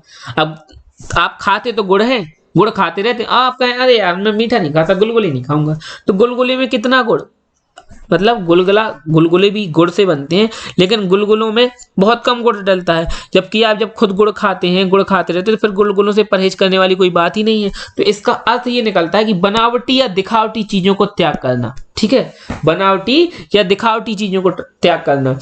अब बहुत से लोग ये कहते हैं कि भाई हमें यार ये चीज नहीं पसंद, वो चीज नहीं पसंद, हम ये नहीं खाते हैं यार, वो नहीं खाते हैं, और क्या करते हैं मार्केट में जाके वही चीज गंदी गंदी चीजें खा लेते हैं। कि जैसे अगर मार्केट की धूल चढ़ी हुई चीजों में उनको पसंद आती है समोसे खाना, चाट पकौड़ी खाना, तेल वाली चीजें ज्यादा खाना, और घर में कहते हैं कि नहीं मम्मी पराठे नहीं बनाओ, मम्मी पूड़ी नहीं बनाओ। तो वो चीज होती है कि गुड़ खाए और गुलगुलों से परहेज करे। मार्केट में जाकर गंदी तेल वाली चीजें खाने में उनको अच्छा लगता है, चाउमीन डोसा खाने में अच्छा लगता है, और घर में बनने वाली पूड़ी पराठों से वो परहेज करते हैं। तो वही चीज हो गई कि गुड़ खाए और गुलगुलों से परहेज करे। यहाँ पर इसका वाक्य प्रयोग हो जाएगा कि वर्मा जी ने कह रखा था कि वह प्याज नहीं खाते, परंतु उन्होंने प्याज का डोसा बड़े चाव के साथ खा लिया। प्याज तो नहीं खाते थे भाई साहब, लेकिन प्याज का डोसा बड़े चाव से खा लिया। और बराबर में बैठी हुई टंडन जी ने कह दिया कि वाह वर्मा जी, गुड़ खाए और गुलगुलों से परहेज। बहुत सही कहावत हुई। ठीक है, अगला है गुड़ ना दे गुड़ जैसी बात तो करें। यानी कि आप हमें गुड़ ना दो लेकिन हमसे मीठी बात तो करो। हम आपसे कोई किसी चीज की आशा नहीं करते, लेकिन कम से कम इतनी आशा हर कोई करता है कि इंसान सामने वाले से मीठा स्वभाव दिखाएगा, नरम स्वभाव दिखाएगा। तो इसका अर्थ हो जाएगा कि किसी को कुछ ना दें, तो भी प्रेम व्यवहार की बात तो करें, किसी से अच्छे से बात तो करें, एक अच्छी वाणी, एक शुद्ध मधुर वाणी से बात तो करें। भले ही कोई इंसान को हम उसके लिए कुछ नहीं कर रहे हैं, लेकिन इतना तो कर सकते हैं कि हम उससे अच्छी मीठी भाषा में बात करें। तो वही चीज है कि गुड़ ना दें लेकिन गुड़ जैसी बात तो करें। ठीक है, यहाँ पर इसका वाक्य प्रयोग हो जाएगा कि कुछ लोग इतने बदजुबान होते हैं कि किसी से भी सीधे मुंह बात नहीं करते, जबकि उनसे कोई कुछ मांगता भी नहीं है। तो सच ही कहा गया है कि गुड़ ना दें, गुड़ जैसी बात तो करें। ये 2018 में पूछा गया है कि गुड़ ना दें, गुड़ जैसी बात तो करें। आप किसी के लिए अगर कुछ नहीं भी कर रहे हैं, लेकिन कम से कम आप इतना तो कर दें कि उससे आप मीठा स्वभाव दिखाएं, नरम स्वभाव दिखाएं, अच्छी मीठी भाषा में बात करें। तो वही चीज होता है ये कि गुड़ ना दें लेकिन गुड़ जैसी बात करें। ठीक है, अगला है कि गेहूं के साथ घुन भी पिसता है, यानी अपराधी के साथ निरपराधी भी मारा जाता है। यानी अपराध अगर एक ने किया है, उसके साथ साथ देने वाला भी अपराधी माना जाएगा, उसको भी सजा मिलेगी। इसका अर्थ जो वाक्य प्रयोग हो जाएगा वो होगा कि सोनू बाइक चोरी के इल्जाम में पकड़ा गया, परंतु बाइक चोरी करने वाले उसके दोस्त थे। ठीक है, वह तो बस उनके साथ घूमता फिरता था। तो इसीलिए कहा जाता है कि गेहूं के साथ घुन भी पिसता है। जो सोनू है वो अपने दोस्तों के साथ घूमता फिरता था, अब चोरी की उनके दोस्तों ने, लेकिन पकड़ा गया सोनू भी, क्योंकि गेहूं के साथ घुन भी पिसता है। ठीक है, अगला है कि घर का भेदी लंका ढाए। अब घर का भेदी यानी कि घर के राज किसी अन्य व्यक्ति को बता देना हो जाता है कि घर का भेदी लंका ढाए, यानी कि आपसी फूट का भयंकर परिणाम निकलना। अब आपसी फूट का भयंकर परिणाम निकलना एक तरह से ये हो गया कि जब घर का ही इंसान फूट होने पर जो है अपने जो घर के राज हैं या कुछ भी वो चीज दूसरे के सामने जाके बताते, तो उसको बोलते हैं कि घर का भेदी लंका ढाए, यानी कि आपसी फूट से कुछ बेकार परिणाम निकल कर आना होता है, अपना घर का भेदी लंका ढाए। ठीक है, तो इसका जो आपका ये है वहां लोकोक्ति है वो 2017 में पूछी गई है। ठीक है, इसका जो वाक्य प्रयोग होगा वो होगा कि सत्तारूढ़ पार्टी की कुछ नेता विपक्ष में जा मिले और सरकार गिरा दी, इसे ही कहते हैं घर का भेदी लंका ढाए। यानी कि सत्ता में जो पार्टी थी उसकी कुछ नेताओं ने क्या किया, वो विपक्ष में मिल गए और सरकार गिरा दी। तो अपनी ही पार्टी के नेताओं ने गलत काम किया, घर के जो भेदी थे, घर के नेता थे, उन्होंने जाकर लंका ढा दी, यानी कि हमारी पार्टी को गिरा दिया। अब देखिए घर का भेदी लंका ढाए में आप इस चीज से ले सकते हैं कि जो रावण का भाई थे, रावण के भाई ने जाकर राम जी की मदद की थी और उनको सारे राज एक तरह से रावण के बता दिए थे, और लंका को लंका ढाने में या लंका की समाप्ति करने में, लंका पर चढ़ाई करने में, युद्ध जीतने में राम भगवान की मदद की थी। ठीक है, तो इसीलिए कहते हैं कि घर का भेदी, तब से ये कहावत प्रचलित है कि घर का भेदी लंका ढाए। ठीक है, अगला है कि घर की मुर्गी दाल बराबर। घर की मुर्गी दाल बराबर यानी कि अपने घर के गुणी व्यक्ति का सम्मान कोई नहीं करता। घर की मुर्गी दाल बराबर यानी अपने घर में अगर कोई व्यक्ति गुणी व्यक्ति है तो उसका सम्मान कोई नहीं करता। ठीक है, इसका जो वाक्य प्रयोग हो जाएगा वो हो जाएगा कि जब मुझे बीरबल साहिनी पुरस्कार प्राप्त हुआ था, तब घर के लोगों में ऐसा उत्साह नहीं देखा गया जैसा दिखना चाहिए। यानी सच ही कहा है कि घर की मुर्गी दाल बराबर, यानी घर में अगर कोई प्रसिद्ध इंसान भी है या विख्यात इंसान, कोई जिसने कोई सफलता हासिल भी की हो ना, तो भी घर वाले उतनी इज्जत नहीं करते जितने बाहर वाले करते हैं। तो घर की मुर्गी दाल बराबर ही होती है। अगला है कि घर में नहीं दाने और अम्मा चली भुनाने। घर में नहीं है दाने और अम्मा चली भुनाने, यानी कि झूठी शान दिखाने। अब जब दाने नहीं है तो भुनाने क्या जाएगी, यानी कि दिखावा करेगी, यानी शान दिखाना, झूठी शान दिखाना। इसका जो आपका वाक्य प्रयोग होगा वो होगा कि मोहन अपने मित्र से कहता है कि मैं एक कार लेने की सोच रहा हूं, है तुम सबको भी मैं उसमें घुमाऊंगा। और तभी श्याम कहता है कि घर में नहीं दाने और अम्मा चली भुनाने, यानी कि झूठी शान दिखा रहे, घर में नहीं है 1 रुपया और कार लेने की बात कर रहे, यानी झूठी शान दिखा रहे। अगला है कि घर की जोगी जोगड़ा, घर का जोगी जोगड़ा और आन गांव का सिद्ध। घर का जोगी जोगड़ा, आन गांव का सिद्ध, यानी कि गुणवान व्यक्ति की अपने घर में प्रशंसा नहीं होती। वही चीज है यहाँ पर क्या था, घर की मुर्गी दाल बराबर, यानी घर में कोई प्रशंसा नहीं करता। अगर कोई गुणी व्यक्ति है तो उसकी कोई प्रशंसा नहीं करता, ठीक है, या तारीफ नहीं करता। ऐसे यहाँ पर है घर का जोगी जोगड़ा और आन गांव का सिद्ध, यानी घर में वो जोगड़ा है बिल्कुल, और आन गांव आसपास के गांव में बहुत सिद्धि प्राप्त है। तो गुणवान व्यक्ति की अपने घर में प्रशंसा नहीं होती। ये आपसे 2017 में पूछा गया। अब इसका वाक्य प्रयोग क्या होगा, उसका वाक्य प्रयोग होगा कि रमेश के चाचा जी बहुत बड़े विद्वान है। ठीक है, बहुत बड़े विद्वान हैं रमेश के चाचा, और बाहर वाले उनके चरण छूते हैं। परंतु घर वाले उन्हें कुछ नहीं समझते। वे दूसरे गांव के बाबा की सेवा करके यही सिद्ध करते हैं कि घर का जोगी जोगड़ा आन गांव का सिद्ध। यानी कि दूसरे गांव में जो और बाबा लोग हैं उनकी सेवा करते हैं और यही सिद्ध कर देते हैं कि घर का, अपने चाचा जी जो बहुत ज्यादा विद्वान हैं उनकी तो इज्जत नहीं करते, और आसपास के गांव में जो बाबा लोग हैं उनकी चाचा की उम्र के हैं उनको उनकी सेवा करते हैं और ये सिद्ध कर देते हैं घर का जोगी जोगड़ा और आन गांव का सिद्ध। ठीक है, अगला है घोड़ा घास से दोस्ती करेगा तो खाएगा क्या। यानी कि मजदूरी मांगने में संकोच करना तो व्यर्थ है। कि अगर हम, जैसे घोड़ा है क्या खाता है, घास खाता है, अब अगर दोस्ती कर लेगा तो खाएगा क्या, घास नहीं खाएगा, फिर तो भूखा रहेगा। इसी तरह से मजदूरी, इसका सीधा सीधा जो अर्थ निकलता है वो ये निकलता है कि मजदूरी मांगने में संकोच नहीं करना व्यर्थ है। क्योंकि अगर मजदूरी मांग रहे हो, नहीं मांग रहे हो, तो फिर क्या करोगे, जब मेहनत तुम कर रहे हो और मजदूरी अगर तुम्हें नहीं मिल रही तो पेट कैसे पालोगे। तो इसलिए यहाँ पर इसका सीधा अर्थ है कि मजदूरी मांगने में संकोच करना व्यर्थ है। इसका वाक्य प्रयोग हो जाएगा कि रवि का गिफ्ट सेंटर था, तभी उसका दोस्त गिफ्ट लेने आया, उसने 500 रुपए की गुड़िया ली तो रवि ने पैसे लेने से मना कर दिया। तब उसके दोस्त ने कहा कि घोड़ा घास से दोस्ती करेगा तो खाएगा क्या।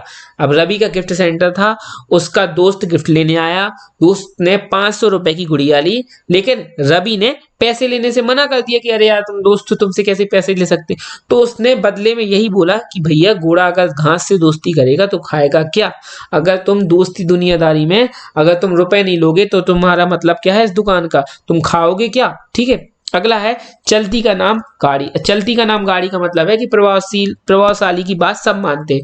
जो चीज चलन में होती है उसकी बात सब कोई मानता है। ठीक है, इसका जो वाक्य प्रयोग होगा वो होगा कि जीवन में यदि ठहराव आ गया तो जीवन जीने का मकसद अधूरा बनकर रह जाता है, क्योंकि चलती का नाम गाड़ी है। यदि जीवन में ठहराव आ गया तो जीवन जीने का मकसद अधूरा बनकर रह जाएगा।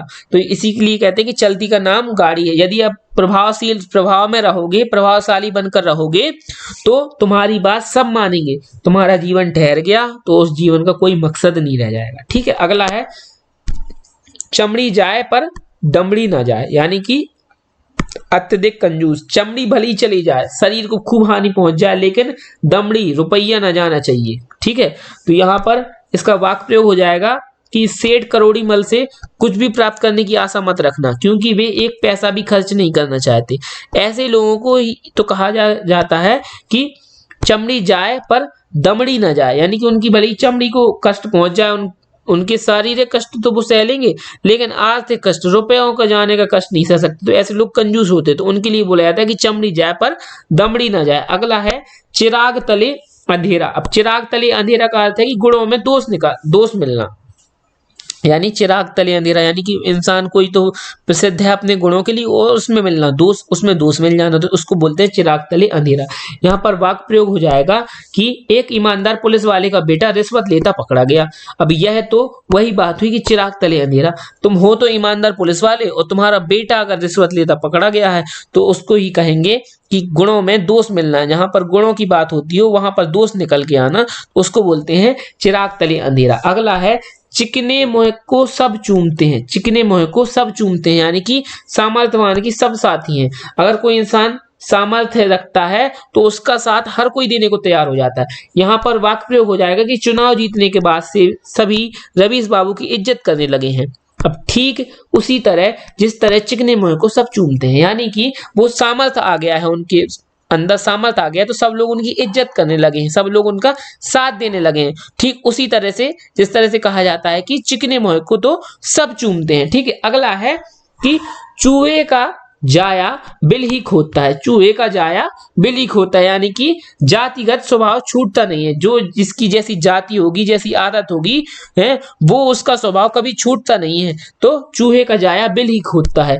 अगला इसका जो वाक्य प्रयोग हो जाएगा वो होगा कि इतने पढ़ने लिखने के बाद भी नाई का बेटा घर घर जाकर बाल दाढ़ी बनाता रहता है। तो सच ही तो है कि चूहे का जाया बिल ही खोदता है। खूब पढ़ाई लिखाई करने के बाद भी अगर नाई का बेटा दाढ़ी बना रहा है घर घर जाकर, तो उसको यही बोलेंगे कि चूहे का जाया बिल ही खोदता है।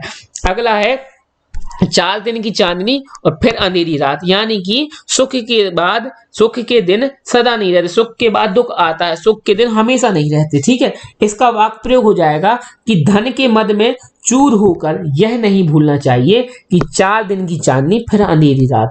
अगर आपके पास बहुत सारी संपत्ति आ गई तो ये मत भूलो कि अगर आज संपत्ति आ रही है, सुख के दिन है, तो एक ना एक दिन आपके लिए अंधेरी रात भी आएगी। यानी कि सुख के दिन के बाद दुख का समय भी आएगा, हमेशा सुख के दिन नहीं रहेंगे। आपका अगला जो लोकोक्ति है वो है कि चोर की दाढ़ी में तिनका। यानी कि जो अपराधी व्यक्ति होगा, जो गलत व्यक्ति होगा, ठीक है, तो उसकी वो अपनी कुछ ना कुछ मतलब हमेशा ऐसा कुछ छोड़ेगा जिससे उस पर शंका बनी रहेगी। ठीक है, तो वही चीज है कि चोर की दाढ़ी में तिनका होता है, यानी अपराधी सदैव सशंकित रहता है। तो यहाँ पर ये जो आपका जो लोकोक्ति है वो 2017 में पूछी गई थी। ठीक, और हमने सुना भी होगा कई बार कि चोर की दाढ़ी में तिनका आस पड़ोस में सुनने को मिलता रहता है। ठीक है, यहाँ पर इसका वाक्य प्रयोग हो जाएगा कि अपराधी प्रवृत्ति वाले व्यक्ति के मन में हमेशा एक खटका बना रहता है, मानो चोर की दाढ़ी में तिनका हो। यानी जो अपराधी व्यक्ति होगा वो भले ही खूब लोगों के सामने खड़े होकर ऐसे मान ले कि उसने कोई अपराध नहीं किया, लेकिन आंखों में या फिर उसकी जो एटीट्यूड होगा, चलने का चाल चलन वगैरह होगा, या खड़े होने का, बैठने का, सब कुछ, तो उसको एक अंदर से डर बना रहता है, वो हमेशा खुद से ही सशंकित बना रहता है। तो इसी को कहते हैं कि चोर की दाढ़ी में तिनका।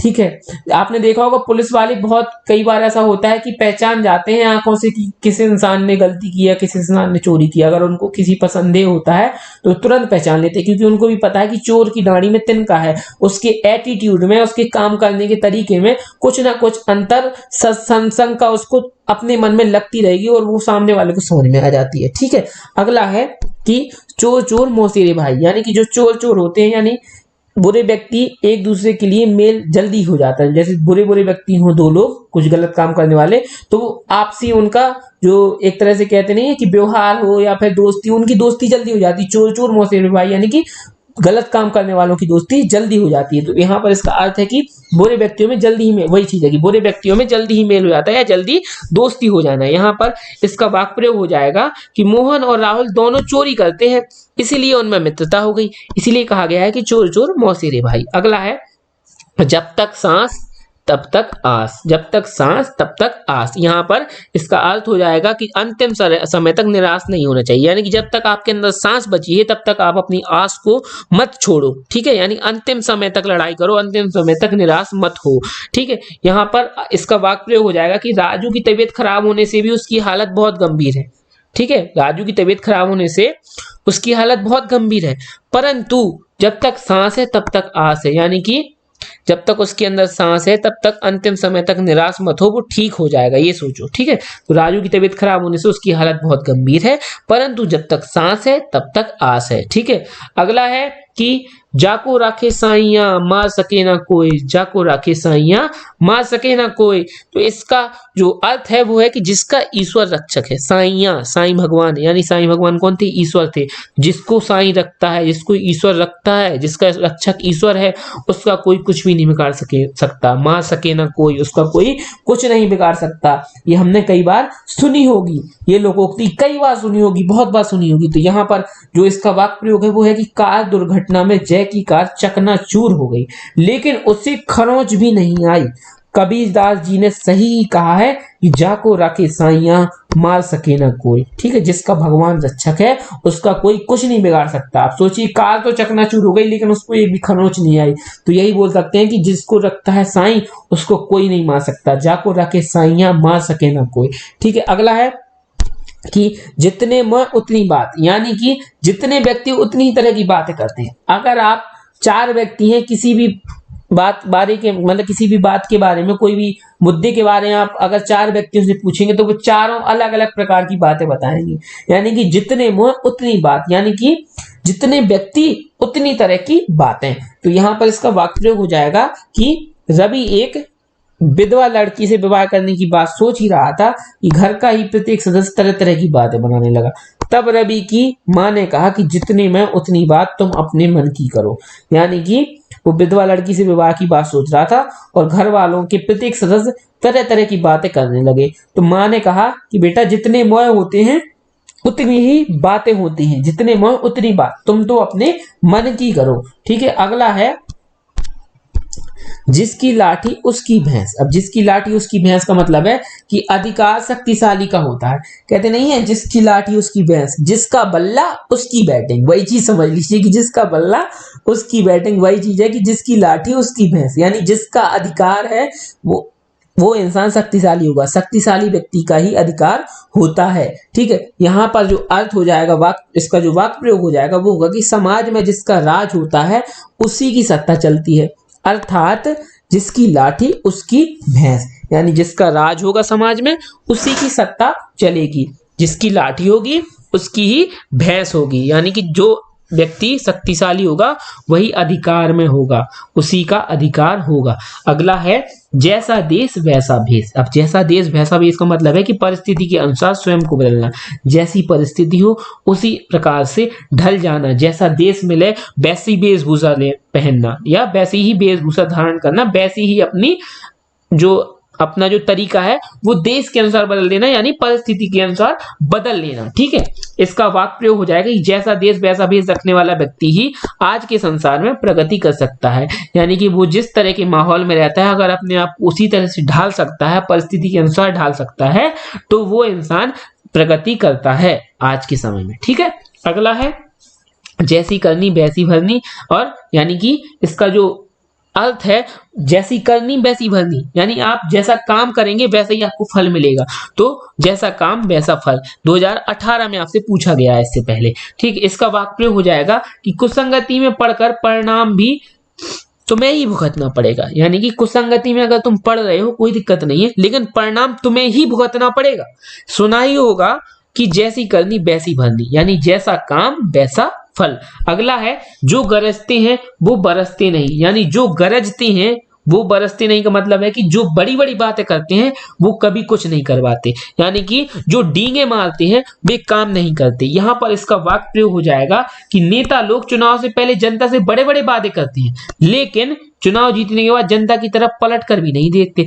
इन पर सह कहावत सही लागू होती है, सिद्ध होती है कि जो गरजते हैं वो बरसते नहीं, यानी कि जो डींगे मारते हैं वो कभी काम नहीं करते। नेता लोग क्या करते हैं, चुनाव के पहले बहुत डींगे मारते हैं, बहुत बड़े बड़े बातें करते हैं, लेकिन चुनाव जीतने के बाद जनता की तरफ देखते भी नहीं है। तो इन्हीं के लिए सही सिद्ध होता है कि जो गरजते हैं वो बरसते नहीं। अगला है डूबते को तिनके का सहारा। डूबते को तिनके का सहारा, यानी कोई इंसान डूब रहा है तो उसको अगर तिनका भी सहारा मिल जाए तो उसके लिए काफी है। यानी कि इसका अर्थ है कि घोर संकट में थोड़ी सी मदद ही काफी होती है। अगर हम बहुत ज्यादा संकट में हमें कोई थोड़ी सी भी मदद कर देगा तो वो हमारे लिए बहुत बड़ी बात होगी, बहुत काफी होगी हमारे लिए। ठीक है, यहाँ पर इसका जो वाक्य प्रयोग है वो है कि एक लड़का अस्पताल में मौत से जूझ रहा था, तभी उसके पड़ोसियों ने आकर उसकी मदद की। ठीक है, अस्पताल में मौत से जूझ रहा था, उसके पड़ोसियों ने आकर उसकी मदद की, क्योंकि उस समय उसको मदद की अति आवश्यकता थी।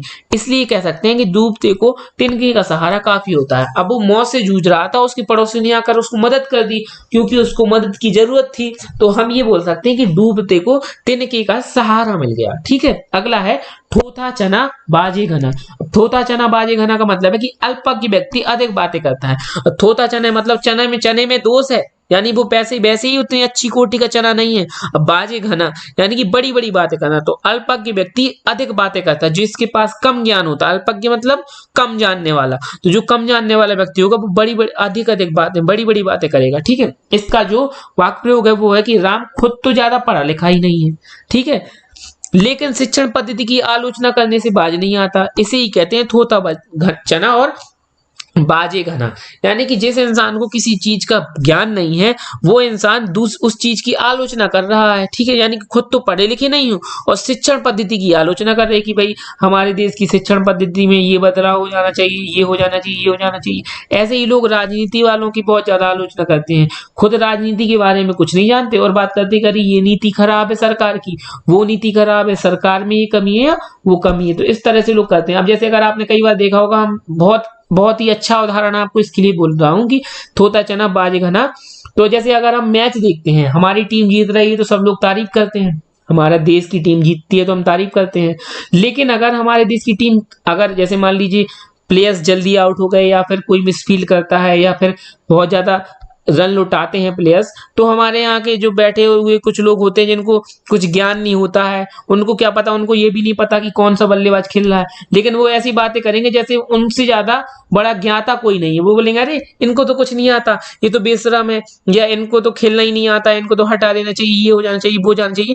तो अल्पज्ञ व्यक्ति अधिक बातें करता है, थोथे छना और बाजे घना, वही चीज होती है। तो बहुत अच्छा उदाहरण मैंने आपको बता दिया कि जो जिस चीज में कम ज्ञान रखता है वो उस चीज की आलोचना और बढ़ चढ़ कर करता है, तो उसको बोलते हैं कि थोथा चना बाजे घना। अगला है दूध का दूध पानी का पानी। दूध का दूध पानी का पानी यानी सही न्याय करना, दूध का दूध कर देना और पानी का पानी कर देना। यहां पर इसका वाक्य प्रयोग हो जाएगा कि चोरी का अपराध सिद्ध होते ही जज ने चोर को सजा देकर दूध का दूध पानी का पानी कर दिया, सही न्याय कर दिया। अगला है दोनों हाथों में लड्डू। अब दोनों हाथों में लड्डू का मतलब है कि सब ओर से लाभ होना, सभी ओर से लाभ ही लाभ होना, ठीक है। तो यहाँ पर इसका वाक्य प्रयोग हो जाना दोनों हाथों में लड्डू। अब जितने हाथ हैं उनमें दो हाथ होते हैं और दोनों हाथों में लड्डू ही लड्डू हैं, तो यानी कि सब जगह से लाभ ही लाभ है। अब और कहाँ लड्डू रख लेगा, दो हाथों में ही तो रख सकता है, यानी कि पूरी तरह से वो लाभ से ग्रसित है, लाभ उसको बहुत अधिक मात्रा में मिल रहा है, ठीक है। तो यहाँ पर इसका वाक्य प्रयोग हो जाएगा कि आजकल तो नीलम के दोनों हाथों में लड्डू हैं, अच्छी नौकरी भी मिल गई और विवाह भी तय हो गया, यानी कि सब ओर से लाभ ही लाभ हो गया। अगला है कि दूर के ढोल सुहावने। दूर के ढोल सुहावने। अब दूर के ढोल सुहावने का मतलब है कि दूर से प्रत्येक वस्तु मनोहर लगती है, ठीक है। दूर से प्रत्येक वस्तु हमें अच्छी लगती है, मनोहर लगती है, ठीक है।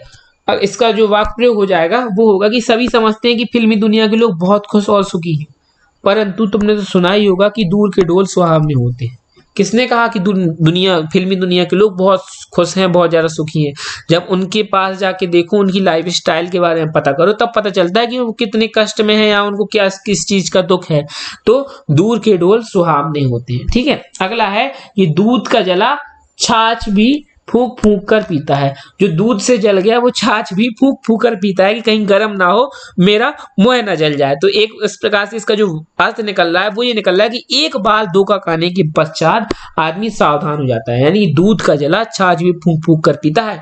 कई बार आपने ये सुनी होगी, आपने उक्ति, ये कहावत कई बार सुनी होगी, ठीक है। इसका जो वाक्य प्रयोग होगा वो होगा कि व्यापार में एक बार भारी नुकसान हो जाने के बाद गुप्ता जी अब सोच विचार कर कदम उठाते हैं। व्यापार में उनको एक बार नुकसान हो गया तो अब वो बहुत सोच विचार कर कदम उठाते हैं, क्योंकि दूध का जला छाछ भी फूक फूक कर पीता है। जो दूध का जला होता है वो छाछ भी फूक फूक कर पीता है, क्योंकि एक बार उनको नुकसान हो गया तो अब वो बहुत सावधान हो गए, ठीक है। अगला है कि धोबी का कुत्ता न घर का न घाट का, ठीक है। जो धोबी होते हैं उनका कुत्ता न घर का न घाट का, ये कहावत है। तो यानी कि कहीं का ना रह पाना, यानी कि धोबी का कुत्ता घर का ना घाट का, ना घर का रहा ना घाट का रहा, तो यानी कि हम कह सकते हैं कि कहीं का भी ना रहना। ये आपसे 2018 में पूछा गया है। यहाँ पर वाक्य प्रयोग हो जाएगा कि IAS ऑफिसर बनने के लोभ में कंचन ने अध्यापिका पद भी त्याग दिया। अध्यापिका बन गई थी, कौन? कंचन है, कोई भी हो सकता है नाम, आप कुछ भी प्रयोग कर सकते हैं, राम सीता गीता मनोहर मनोज, जो भी आपको प्रयोग करना हो। तो यहाँ पर दिया है कि IAS अफसर बनने के लोभ में कंचन ने अध्यापिका पद त्याग दिया, किंतु वह IAS अफसर भी नहीं बन पाई। अब उसकी तो वही दशा हो गई कि धोबी का कुत्ता न घर का न घाट का, कहीं का नहीं रहा, ना तो अध्यापिका ही रही और ना ही IAS ऑफिसर बन पाई। तो इसी को कहते हैं कि धोबी का कुत्ता न घर का न घाट, मन तेल होगा न राधा नाचेगी। यानी कि हम कहते हैं कि किसी बात को जब हम बहाने बनाते हैं ना, तो हम कहते नहीं कि ना तो भाई तुम्हारा, जैसे अगर कोई हमारे सामने बहाने बनाए तो हम कहते हैं कि ना तो तुम्हारा ये काम होना है, ना ही तुम वो काम कर पाओगे। तो बहाने अब कोई बनाता है तो बोलते हैं कि भैया न मन तेल होगा न राधा नाचेगी, तो इसको बोलते हैं कि बहाने बनाना, ठीक। वाक्य प्रयोग से आपको सीधा अर्थ निकल आएगा इसका कि क्यों इसको ऐसा बोला जाता है। तो वाक्य प्रयोग है कि कर्जदारों के पैसा वापस मांगने पर सौरभ ने कहा कि वह लॉटरी लगते ही उनका पैसा वापस कर देगा। कर्जदार जो थे, यानी कि उन्होंने पैसा वापस मांगा अपना, तो सौरभ ने कह दिया कि लॉटरी लगते ही पैसा वापस कर देगा। तो सभी लेनदारों ने कहा कि ना 9 मन तेल होगा ना राधा नाचेगी, ना तो तुम्हारी लॉटरी लगेगी ना ही तुम कभी हमारे रुपए वापस करोगे, तुम सिर्फ बहाने बनाते रहोगे। तो यही चीज हो गई कि ना 9 मन तेल होगा ना राधा नाचेगी। अगला है नाच न जाने आंगन टेढ़ा। नाच न जाने आंगन टेढ़ा मतलब कि कोई काम नहीं आता तो बहाने बना देते हैं ना हम, या जैसे डांस नहीं, नाचना नहीं आता, डांस करना नहीं आता, तो हम बोल रहे हैं कि आंगन टेढ़ा, ये कोई बहाना थोड़ी हुआ। लेकिन हमें वो चीज आती नहीं है तो बहाने बनाते। तो वही चीज है कि किसी काम के ना आने पर बहाने बनाना, तो इसका अर्थ हो गया कि काम ना आने पर बहाने करना। यहाँ पर इसका वाक्य प्रयोग होगा कि रीना हमेशा अपनी खाना बनाने की कला की तारीफ करती रहती थी, परंतु जब कल उसने खाना बनाने के लिए कहा गया तो बोली कि मसाले पूरे नहीं हैं। अब खाना बनाने की तारीफ तो करती थी, कल खाना बनाने के लिए बोला तो बोली मसाले पूरे नहीं हैं। तो इसको ही कहते हैं कि नाच न जाने आंगन टेढ़ा, खाना बनाना नहीं आता और बहाने कर रही है कि मसाले ही पूरे नहीं हैं, तो इसको बोलते हैं नाच न जाने आंगन टेढ़ा। अगला है कि पराधीन सपनेहु सुख नाही। पराधीन सपनेहु सुख नाही मतलब है कि पराधीनता में कभी सुख प्राप्त नहीं होता। पराधीनता यानी कि किसी और के अधीन होना, उसमें कभी सुख प्राप्त नहीं होता। तो इसका वाक्य प्रयोग सीधा सीधा ये हो जाएगा कि ब्रिटिश सत्ता के अधीन रहने पर कभी भारतीयों को सुख का अनुभव नहीं हुआ, क्योंकि पराधीन सपनेहु सुख नाही, यानी पराधीनता में कभी सुख नहीं है।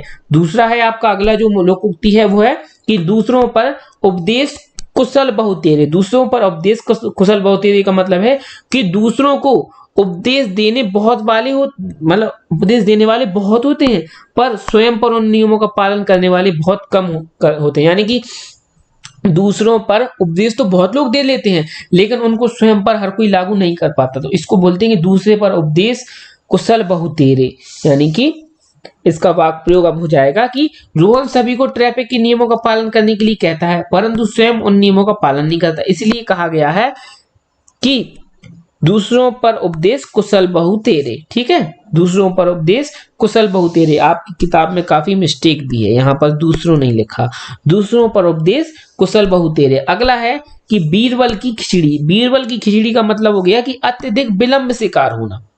ठीक है, बीरबल की खिचड़ी यानी अत्यधिक विलंब से काम होना। कहते नहीं यार भैया चाय बना रहे हो कि बीरबल की खिचड़ी, यानी कि बहुत विलंब से काम कर रहे हैं।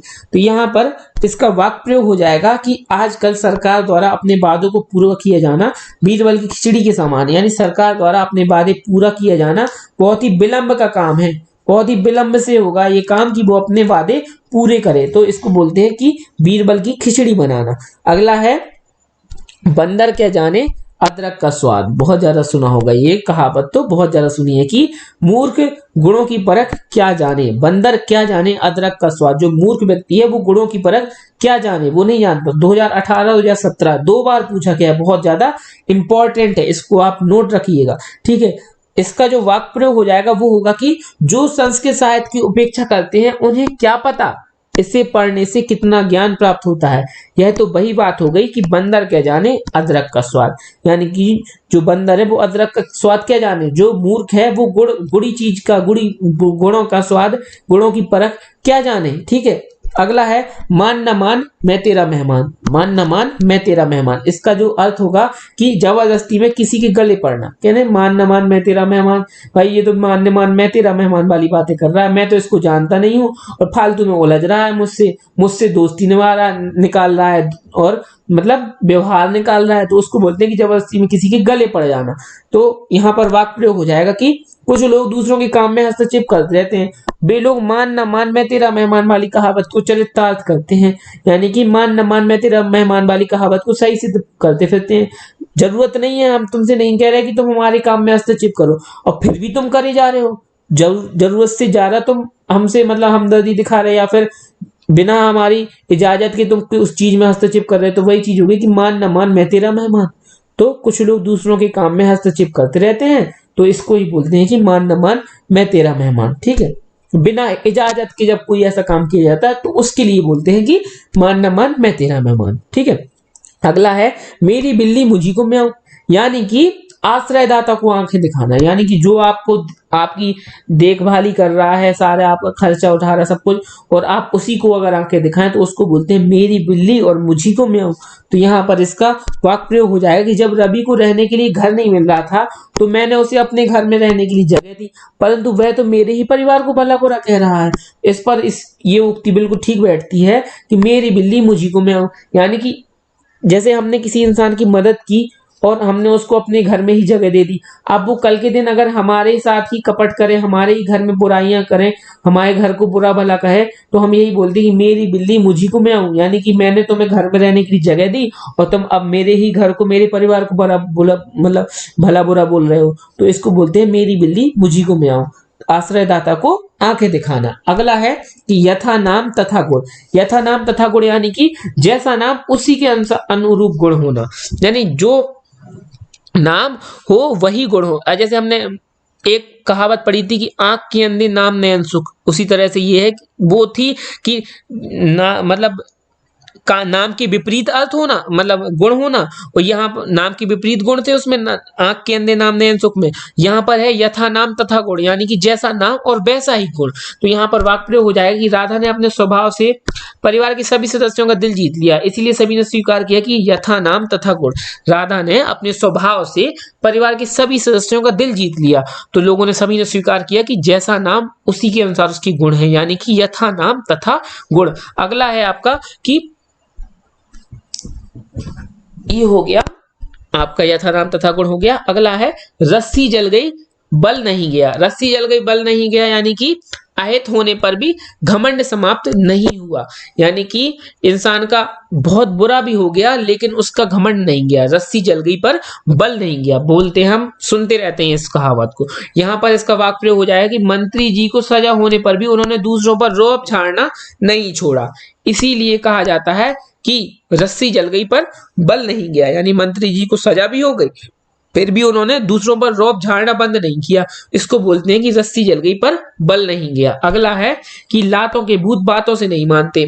तो दुष्ट जो होते हैं उनको समझाने बुझाने का कोई असर नहीं होता, यानी कि जो दुष्ट हैं वो जब तक उनको ठुकाई ना मिले, उनको अच्छी पुलिस की डंडे ना मिले, तब तक वो मानते नहीं है। तो वही चीज है कि लातों के भूत बातों से नहीं मानते। यहाँ पर इसका वाक्य प्रयोग हो जाएगा कि जेब कतरे को 2 हाथ पड़ेंगे तभी वह अपना अपराध कबूल करेगा, क्योंकि लातों के भूत बातों से नहीं मानते। जेब कतरे को जब 2 हाथ पड़ जाएंगे तो अपना अपराध कबूल कर लेगा। अगला है कि सांप भी मारे और लाठी भी ना टूटे, यानी सांप भी मरे और लाठी भी ना टूटे का इसका अर्थ हो गया कि बिना हानि के काम हो जाए, यानी कि हमारा कोई हानि भी ना हो और काम सिद्ध भी हो जाए, तो उसको बोलते हैं कि सांप भी मर जाए और लाठी भी ना टूटे। इसका वाक्य प्रयोग होगा कि कर्जदारों से अपना पैसा बड़े प्रेम से निकलवाना चाहिए। जो कर्जदार हैं उनसे अपना पैसा बड़े प्रेम से निकलवाना चाहिए, ताकि तुम्हारा पैसा भी तुम्हें वापस मिल जाए और लड़ाई भी ना हो। अर्थात सांप भी मरे और लाठी भी ना टूटे, यानी कि अगर तुम्हें अपना पैसा कर्जदारों से निकलवाना है तो बड़े ही प्रेम से निकलवाना चाहिए, क्योंकि अगर प्रेम से नहीं निकलवाएंगे तो सामने वाला अगर अकड़ करके हमसे बात करने लगा और हमें रुपए नहीं मिला तो हमारा अहित हो जाएगा। इसलिए तुम्हारा रुपए भी मिल जाए और मतलब लड़ाई भी ना हो और रुपए भी मिल जाए, तो इसको बोलते हैं कि सांप भी मरे और लाठी भी ना टूटे। अगला है कि होनहार बिरवान की होत चिकने पात, यानी होनहार बिरवान की होत चिकने पात का अर्थ हो गया कि जो मतलब इंसान जो बहुत अच्छा होनहार होता है उसके पैर मतलब उसके बचपन में ही उसके गुण दिख जाते हैं। पूत के पांव पालने में दिखना, एक तरह से ये बोल सकते हैं पूत के पांव पालने में दिखना। तो वही चीज है कि बड़प्पन के लक्षण बचपन में ही प्रकट हो जाते हैं। इसका अर्थ है कि बड़प्पन के लक्षण बचपन में ही प्रकट होना। मुझे बिल्कुल मैं बोल नहीं पा रहा था, मुझे में था कि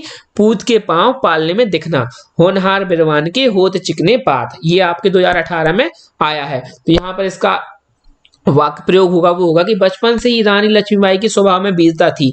ठीक ही तो है कि होनहार बिरवान के होत चिकने पात, बचपन से ही रानी लक्ष्मीबाई का स्वभाव जो था वो वीरांगना वाला था। ठीक है, तो यहाँ पर आपका जो अंतिम लोकोक्ति है वो है कि हाथी के दांत खाने की ओर और दिखाने की ओर, यानी कि बाहर से कुछ और भीतर से कुछ और। 2018 में पूछा गया कि हाथी के दांत दिखाने की कुछ और खाने के कुछ और, बाहर से कुछ और ही हो और भीतर से कुछ और। यानी किसी इंसान का मान लीजिए स्वभाव है बाहर से तो बड़ा अच्छा दिखाता है लेकिन अंदर अंदर वो जल भुज रहा है किसी इंसान की तरक्की को देखकर, तो उसको बोल सकते कि हाथी के दांत दिखाने की कुछ और खाने की कुछ और। या किसी भी अच्छी चीज की अगर मान लीजिए कोई प्रसिद्ध चीज है कि मान लीजिए कहें कि आगरा का पेठा बहुत अच्छा है, जैसे अभी आपके लोकोक्ति में एक जगह आया था आगरे के पेठे का जिक्र हुआ कि कहेंगे आगरा पेठा बहुत अच्छा है, और अगर हम खाएं और हमें बिल्कुल भी टेस्टी ना लगे, हमें अच्छा ना लगे या उसका जो स्वाद हो बहुत बेकार लगे, तो हम यही बोलेंगे कि हाथी के दांत खाने की कुछ और है और दिखाने की कुछ और है। तो यहाँ पर वाक्य प्रयोग हो जाएगा कि आजकल के नेताओं और मंत्रियों पर यही कहावत सही बैठती है कि हाथी के दांत खाने की कुछ और दिखाने की कुछ और। बाहर से नेता कुछ और ही होते हैं, दिखाई देते हैं, और भीतर भीतर से कुछ और ही होते हैं, उन सब के अंदर छल कपट भरा होता है। तो ये आपका अंतिम जो लोकोक्ति थी वो थी 100वें नंबर की 100 लोकोक्तियां इस वीडियो में हमने चर्चा की हैं।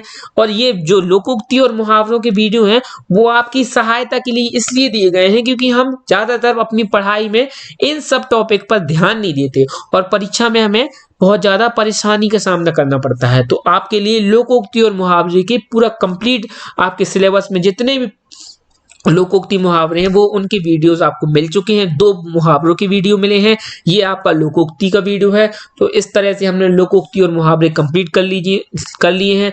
मैं समझता हूं कि 2 नंबर आपके बिल्कुल पक्के हैं। तो आपके और साथ ही साथ ये आपको आगे भी कई प्रकार की प्रतियोगी परीक्षाओं में काम आते रहेंगे, तो इनको आप जरूर पढ़ें।